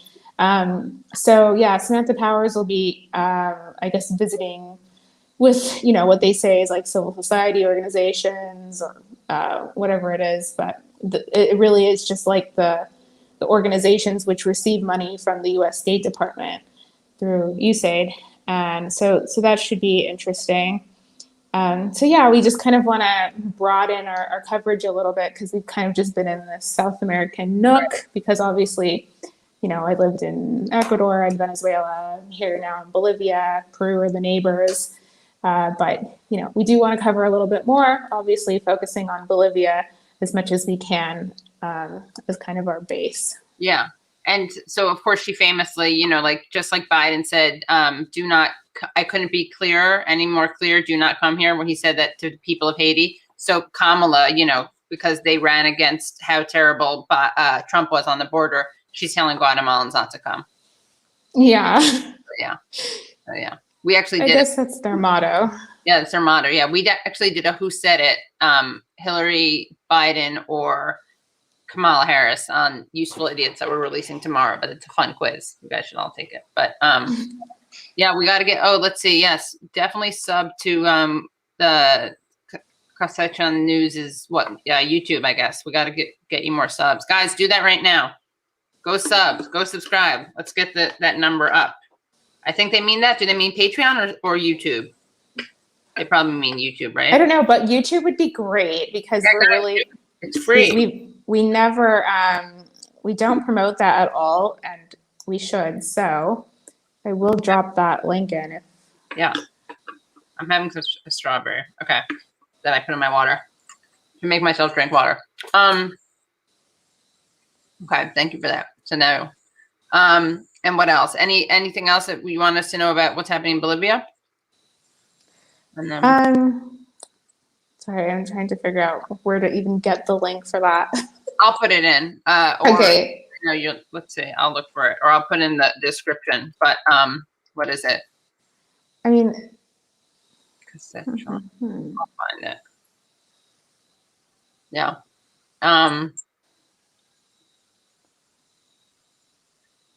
Okay, I can ask people. Oh, I'm not going to respond to that right now. Yeah. So one really important thing for the entire continent, I guess, is that it's the bicentennial this month of the Battle of Carabobo. So Carabobo is a place in Venezuela, and so this was a really important battle. Led by Simón Bolívar and other figures of the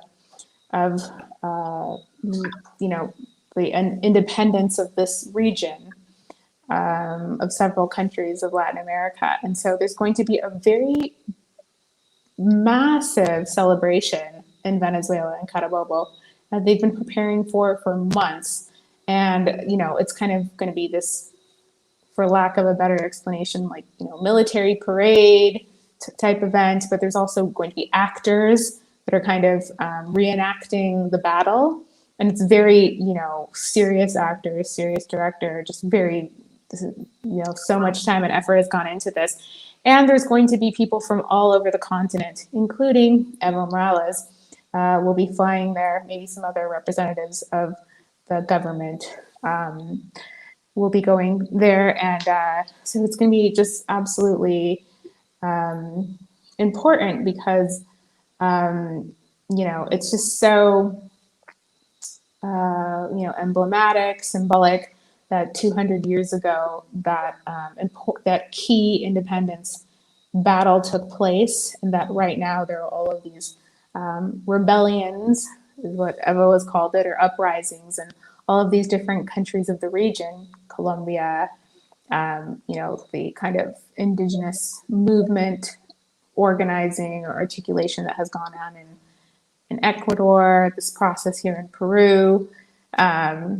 And so, yeah, so that's going to be a very interesting, important event. And there will be some delegates from the US, maybe some activists from a couple different groups will be going there. But because of COVID, of course, we weren't able to go. We weren't able to cover that, but we'll cover some other stuff.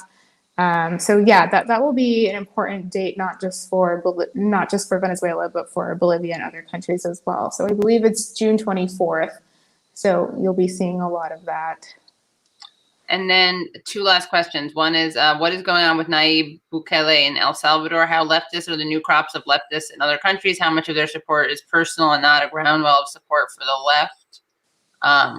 And then, what was the other question? I know it's late, so you can feel free to, you know, respond to.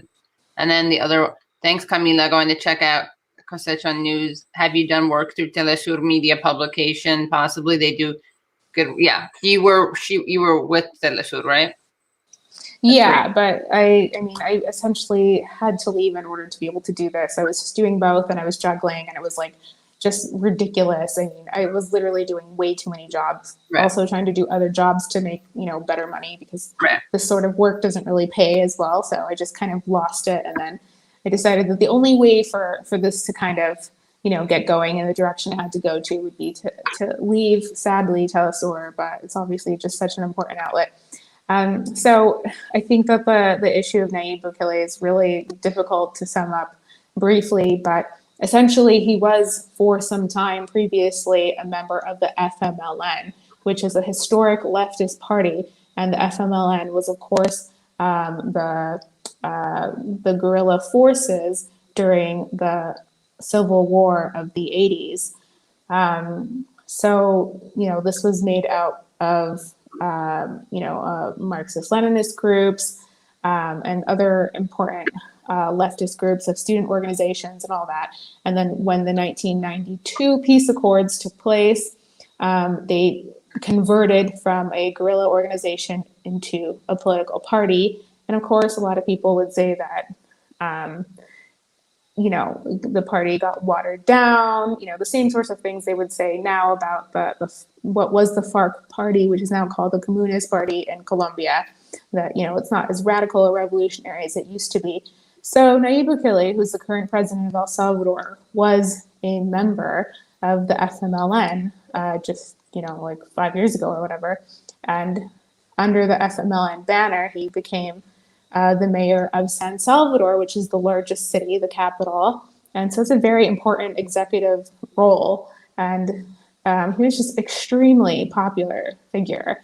But, you know, his principles weren't all there. He is essentially, just to sum it up, a narcissist.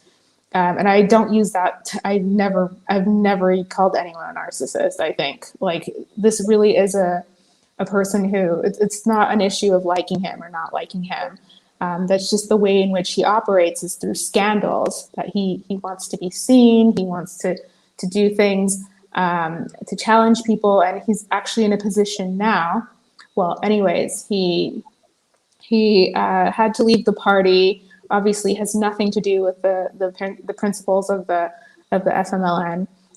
He started his new party it's called Nuevas Ideas, New Ideas, and this party is just kind of, they've run a number of candidates, who are similar to him in terms of their personality, kind of like young, hip.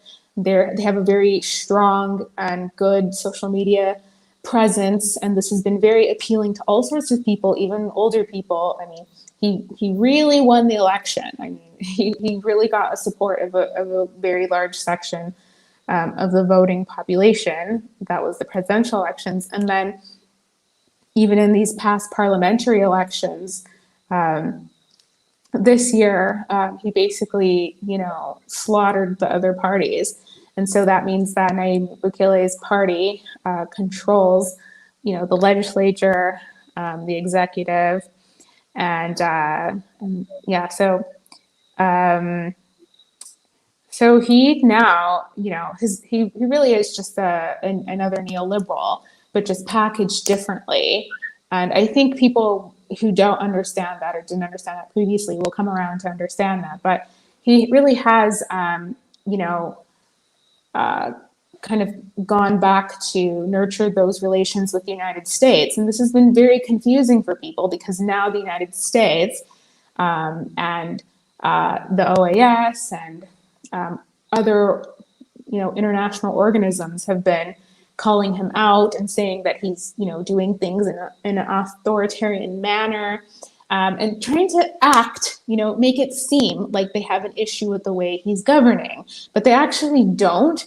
And he actually does serve the interests of Washington. And that is why the United States now has a military presence once again in El Salvador.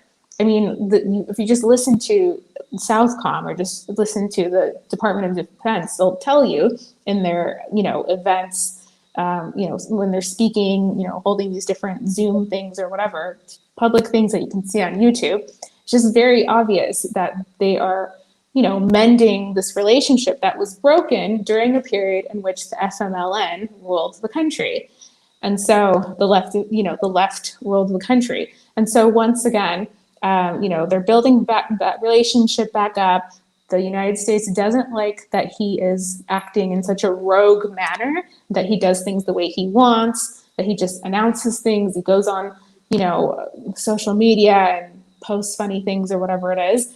But in the end, I don't think that it will matter because he does, cooperate with them on the things that do matter. And he has so much support within the country, at least according to, the mandate that was given to him during the elections. So it's very difficult to predict what's going to happen because, obviously a lot of social organizations on the ground don't like him. There's a lot of social issues specifically that were not resolved under the leftist government, unfortunately, for a number of reasons. Obviously, there was an opposition during, in the legislature that made it very difficult to pass progressive laws. And so, yeah, it's very difficult to know what's going to happen there. But El Salvador is a very unique country. It's a country in which so much of the population was forced into the exterior, was forced to leave because of the magnitude of the war there, to the point where people were never able to return. And even now that there's no war, there's so much violence. It's just a country plagued by insecurity, and it makes it very difficult. And I'm talking about gangs, but at the same time, under Nayib Bukele, there's this fear because he wants to erase what went on during the war. And what went on during the war is very, just very bloody and horrible, and dark. And it's not something that should be erased. And it was so recent. And because he wants to do that, and for other signs as well, people believe that, that fascism is returning and that it will make it very difficult because we've already seen some instances of political persecution against leftists in the country. So 2 people were killed of the FMLN during a caravan. They were sitting in the back of a pickup truck, and this was a moving caravan of different vehicles, and they had FMLN flags. Everybody was in their red shirts, and 2 people were shot. And this was like just before the election. So there's a lot going on there, and this is another like very underreported country in Latin America. And I'll just give you a little bit of a story. Like yesterday was the 40th anniversary of the day that my mom was taken by security forces in El Salvador and disappeared for 28 days. And just the stories people have are absolutely unbelievable. The way in which my mom and members of my family were able to save their life or their lives is just unbelievable, that they weren't executed. But my grandmother was executed by the Salvadoran army during the war. And everybody in El Salvador has stories like this. And it has absolutely destroyed our kind of culture because we've had to grow up in other places, and has really changed the trajectory of people's lives. I mean, essentially, people had to leave in exile and weren't able to come back for a very long time. This is just a massive section of the population that this happened to. And people experience very high levels of violence. And for that reason, there's a massive section of the population, like let's say ages 45 to 60, or 45 and up, who just have experienced firsthand or witnessed very extreme levels of violence because of all of the killings, executions, the disappearances, the tortures, and everything else that had happened to them personally. People were political prisoners for years. And a lot of people have PTSD, or they have like trauma. And sometimes that trauma is passed on as well. So, not to say that people are fucked up, but, it's just like everyone is kind of a veteran. A very large percentage of the population was involved in armed struggle during that period. And my mom was one of them. And that's why she was a political prisoner. And because she was a combatant in the war. And so, there are a lot of people who have, very, specific memories, and, they start talking about it, and it's a very difficult situation that the country hasn't healed from completely, even though there was the whole peace process. So, yeah. Wow.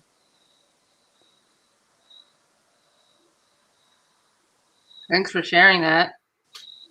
Yeah, I mean, there's just so many details. Like, I don't even know what people know or don't know. So, but it's, a lot of stories. And so I do think that, when I've met people who are like Chilean or whatever, well, Chileans have their own stories from their own dictatorships and their own,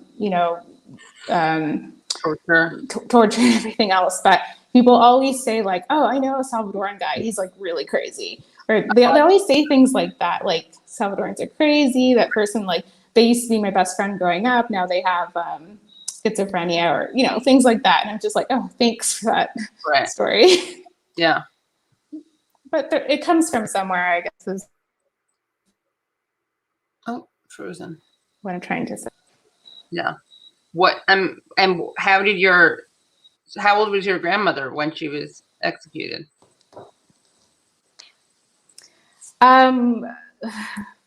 Very young. She must have been, I'm just gonna say, like early 40s, like 42. I don't know. Yeah. Quite young. I mean, not young, because this happened to students as well. So just some more like really interesting information is that, like, like a lot of the organizing that was going on with all of these different, revolutionary groups, activist groups were happening on the university campuses in San Salvador, in the capital. And, some groups that had access to arms organizations were coming in and bringing arms, weapons, guns into the school because the army was coming, the National Guard was coming, and they were, shooting at students. They, had a hit list. They had lists of all the names of people who were supposed to be important, key, leaders in the university. And so when they did that, the students now had arms to be able to shoot back at the military. I mean, it's just unbelievable. This is like not very long ago. This is in the 80s, And so this is a very small country, just a few million people. And if you look at El Salvador on the map in terms of land size, it's very small. And so it's also the case that because there's such a small population that, if your name gets known, it gets passed around quite easily. And so, these people immediately became targets. And, one of the reasons why so many people joined the guerrilla and took up arms was because of the level of repression and persecution. It wasn't the case that people were getting like shot in the eye because they went to a protest. It was that the death squads were going to people's houses and just killing them, or killing their mothers when they couldn't find them, or they were killing priests in the middle of churches, in the middle of masses. So it became, it was either just wait at home to get killed or go out and fight. So there's so many people, who left El Salvador, are not just people who left because they were like, oh no, a war is happening, I have to leave. It was literally the case that so many of them were armed. And then, some of them were political prisoners. In the case of my mom, that's how she met my dad. My dad's sister was a political prisoner as well, and they met in the prison. So when they got out, my aunt said, I want you to meet my brother. Yeah. Oh.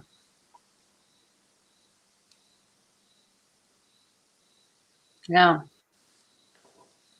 Well, that's like, it's moving that, you're obviously like, that. It seems like that has inspired you. Those stories of struggle and like resistance, not the Hillary Clinton resistance, but like really actually resisting like right-wing violence. And yeah, I think like growing up, I just thought that this was like, these were kind of just very specific to me and my family. I just thought, oh, my family's weird. Like, we come from this country, everything's weird.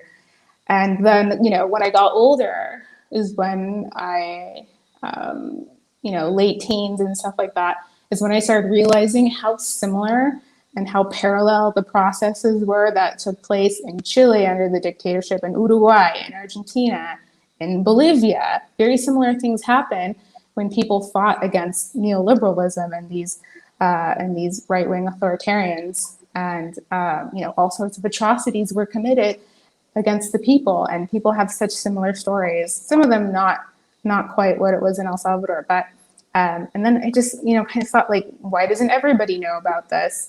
And so I guess it is obviously, to be bilingual, it is like really important to try to illustrate these different things for the world, because this is sort of like English media that we're trying to do here just doesn't really, or hasn't existed so far. We didn't have anyone to really tell these stories well during these dictatorship periods of the 70s and 80s. So we're doing it now. Yeah. And you were born in the States? No, I was born in Canada, but I grew up in the States. Oh, in Canada you were born? Yeah. Right. Mm-hmm. Yeah, but I didn't grow up there at all. Like, I've never been to, I went to like elementary school and stuff in the States. And then when did you go back to El Salvador for the first time? I went when I was little, but like just to visit. And like, it was just horrible for my mom. She just hated it, and she just never wanted me to go there. So now I go there as an adult. And the family that I have there wants me to go there all the time. And I would love to, I had always hoped that I could do reporting from there, or like set up an outlet and stuff like that. But obviously there's just so many issues with yeah, the insecurity and the issue with that is that you end up doing what I hate doing, which is you have to stay in the city, stay in the neighborhood, go to the cafe you want to go to that you always go to. You don't get to go to these like rural areas and drive around because it's like on the highways where there's, where it can be really like a little bit dangerous moving around the country sometimes. So yeah, I didn't really end up setting up a base there, but yeah, it's something we want to move towards is reporting a little better on Central America. Yeah, yeah, that's yeah. We've Renato was born and raised in dictatorship until he left Brazil. Several family members were persecuted, tortured, even killed. Yeah. Operation Condor, someone mentioned. Yeah, it's really scary. And yeah, that's yeah. Yeah, I mean, someone joked about this, but honestly, I'm not even kidding. Like, there was a really good episode of, and this all fits in what we were talking about, like what we've been talking about with, and what like Evo Morales was saying about communications and stuff, because like, I saw a really good episode of 21 Jump Street where they talked about El Salvador. Was it Nicaragua or El Salvador that they talked about? I'm trying to remember, but it was a really good episode. And there was it had like liberation theology, priests, and yeah. And then she got deported back. And then she was killed. But it was just an example of how I came from a family where I learned about it anyway, but for lots of people, I think like that's how they learn about things. If like they manage to get something like that into a show like 21 Jump Street, then it's pretty amazing. Yeah, it must have been if the person went back and was killed, then it was El Salvador. Right. If they went back and things were like good and they stayed there, then it could have been Nicaragua. I don't know.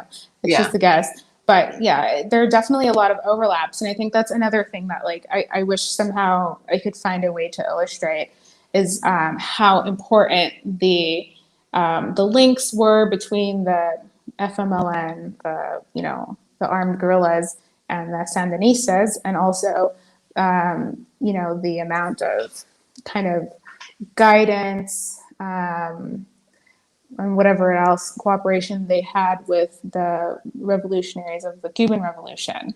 This was very key, and within the guerrilla organization, it was certain people's job to get that information, because we're talking about people who are armed and like in jungles and mountains, as is the caricature of this kind of warfare. And so, people they're not just sitting in the middle of the mountains with the television or anything. So there's actual, people who are assigned to, maybe travel to the city, or they're the messengers of the information to let everybody know what's been going on in Nicaragua, where are we going to get weapons or whatever it is. And those people are kind of like media people on their own, right? They're communicators on their own.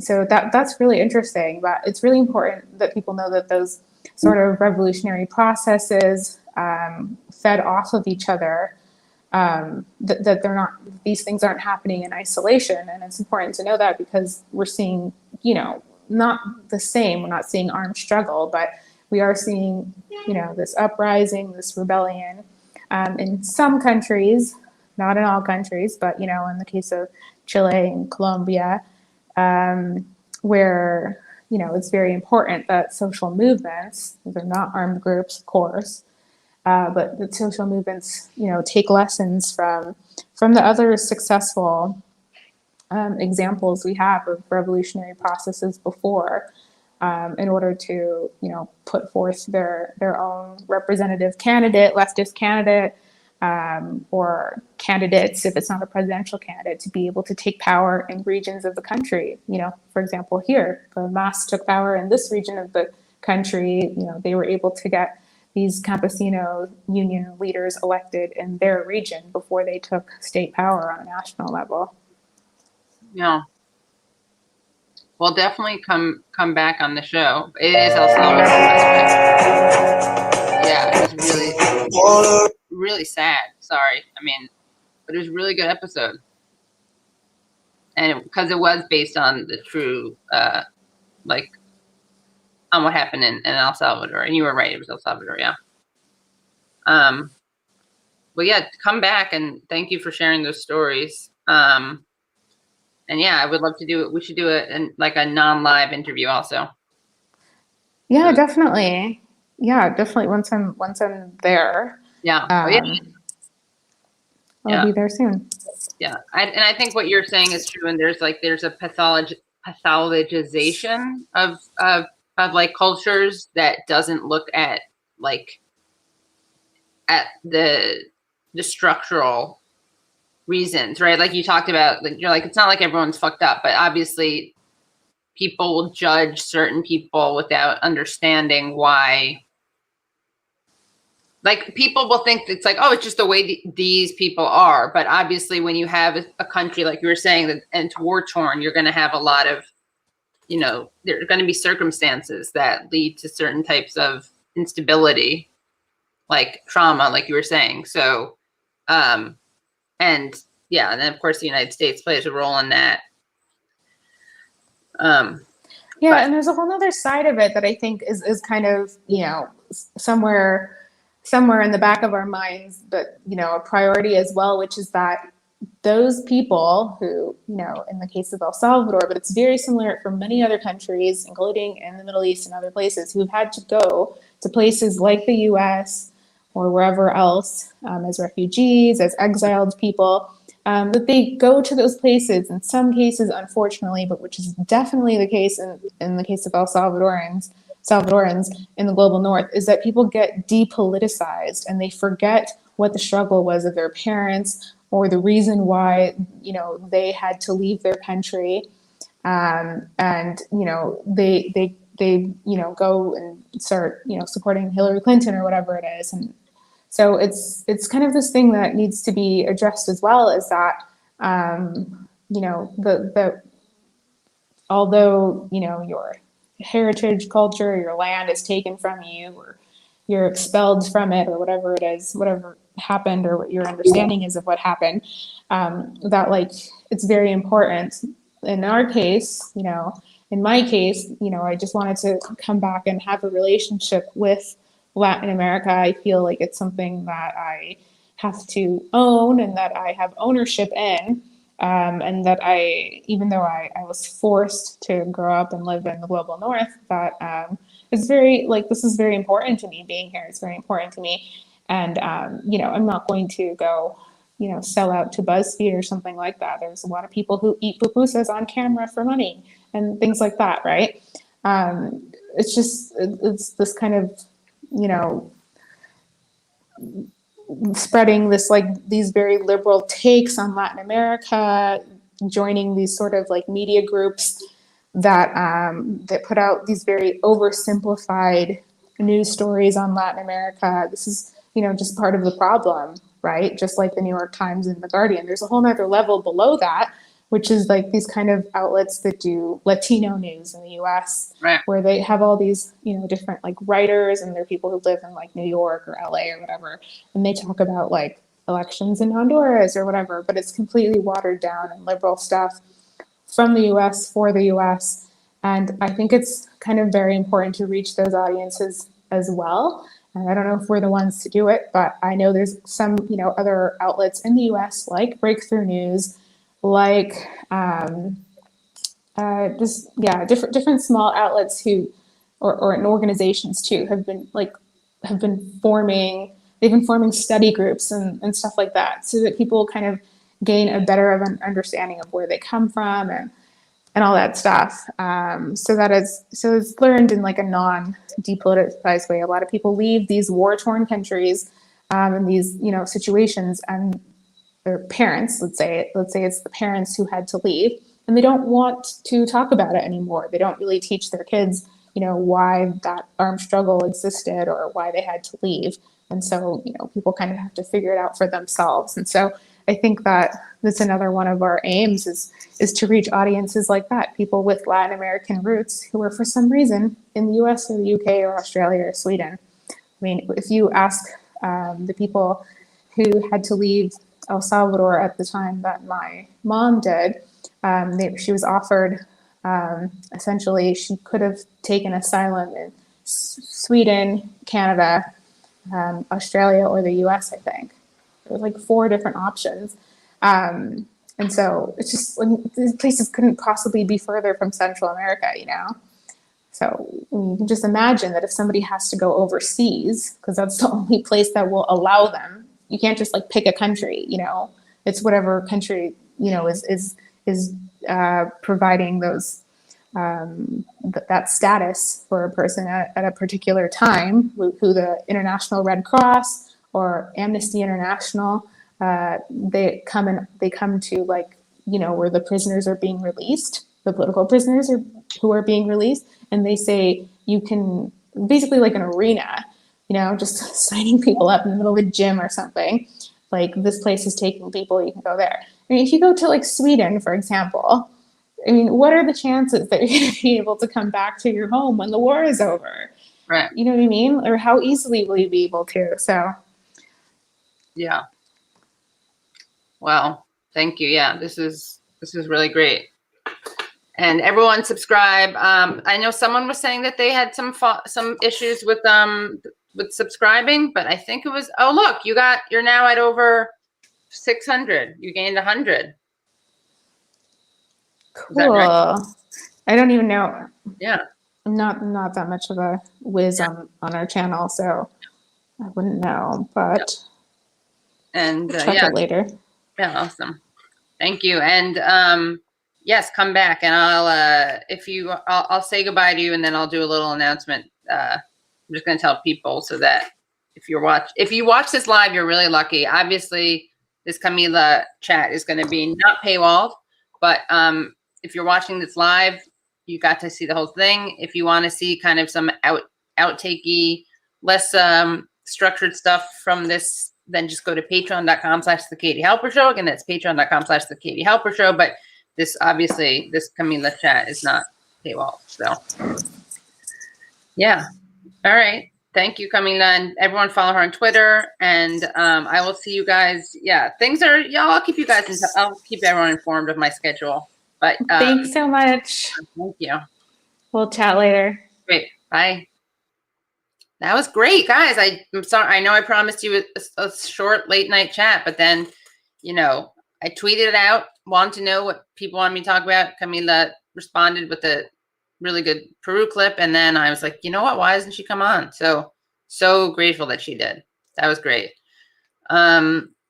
Thanks again so much for watching this. If you're watching this, thank you, and please subscribe. And to subscribe, you hit subscribe and then the bell. And we'll definitely have Camila back on. And she's great. And yes, thank you, Phil. You are a legend. And of course, feel free to, you know, patreon.com/The Katie Halper Show. If you want to support this show. And I always, you know, there's tons of, obviously, content for everyone. And then if you want, then of course you want extra stuff, bonus content. If you want to just support the show for $1, it's pretty affordable, $1 a month, $12 a year. And then if you want me to read your name, you could become one now. I'll give you 5 minutes. And then there's some paywall bonus stuff, and that is for the Patreons at $5 level. It's kind of gross that I'm like corrupting that with this chat. It's fine. We do live in a capitalist world system. What else? Let's see. And I think that's about it, right? Thanks, guys. So nice to see Independent Left. See Phil Winter, Just Maddie. Oh, thanks, SF Thomas. Bisquick, Sid Nanda. I'm just going through the regulars. It's funny because it's toast. So laughing about something you said last time we streamed. Renato, Carne Verde, Phantomus, of course, Phantomus Fanto, Dave L, Phil, legend. So yeah, Neil. Let's see if we got any, let's see if we can get one Patreon tonight. Let's see. That was amazing. I had no idea. First of all, I didn't know it was going to be that long. Come on, guys, one Patreon, because I have a Patreon thing that just showed up in, oh, interesting. Huh. A friend, yeah, I just got a Patreon, and I was like, oh, cool, I got a Patreon, but it was like a thing that I subscribe to. Interesting when that happens. But anyway, I really do appreciate everyone watching. This was a great stream. Who knew that it would turn into this really good thing with like a really good personal story. What else? I'm going to wait a couple of minutes. What else? Oh, what it was that made me laugh. You said something about songs with rent review, what is it? Rental review boards or whatever we were doing. If you didn't see this last week, we did a great stream, and I'll leave a note on Twitter for the fans to know if the stream will be on, please. Yeah, I will. And I'm going to start doing either a sound. Oh my God. I think, I don't know, Independent Left will advise me whether it's going to be a Substack or a Discord thing. I don't know. I don't know any of that stuff. Let's see. Okay. See, oh, yay, we got a Patreon. Thank you so much, Mohammed. Thank you. Thank you so much. Really appreciate it. And I was going to say something and I can't remember what it was. Yeah, likes are free, guys. Likes are free.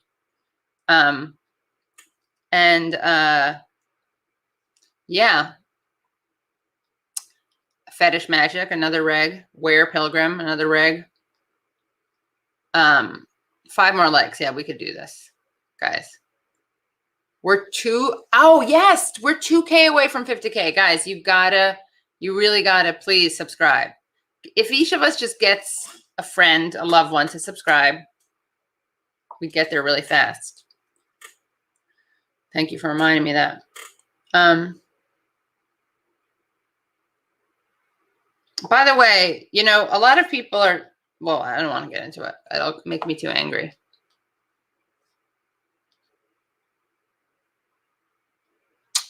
I think that's about it, right, guys? Anything else anyone wants to make sure that we know, that I know?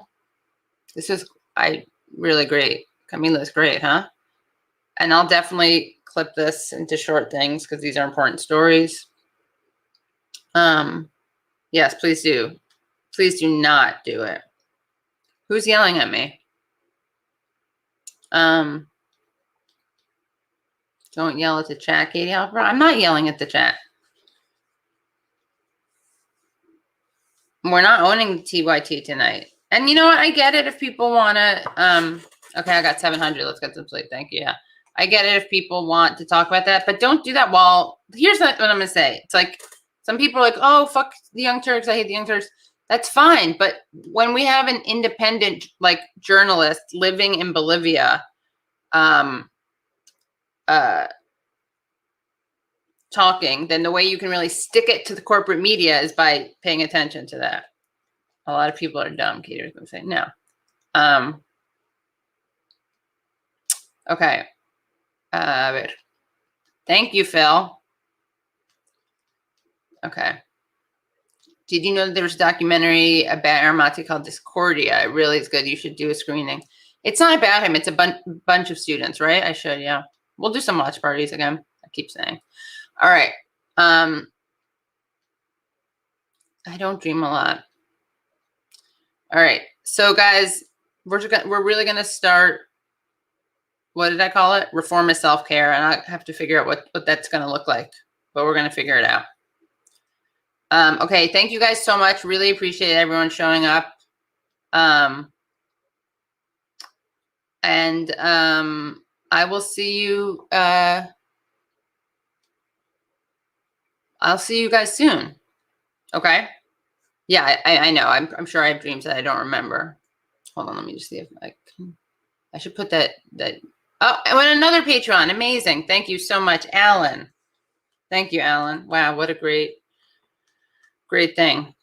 All right, I really need to go. I need to, like, speaking of, what did I call it?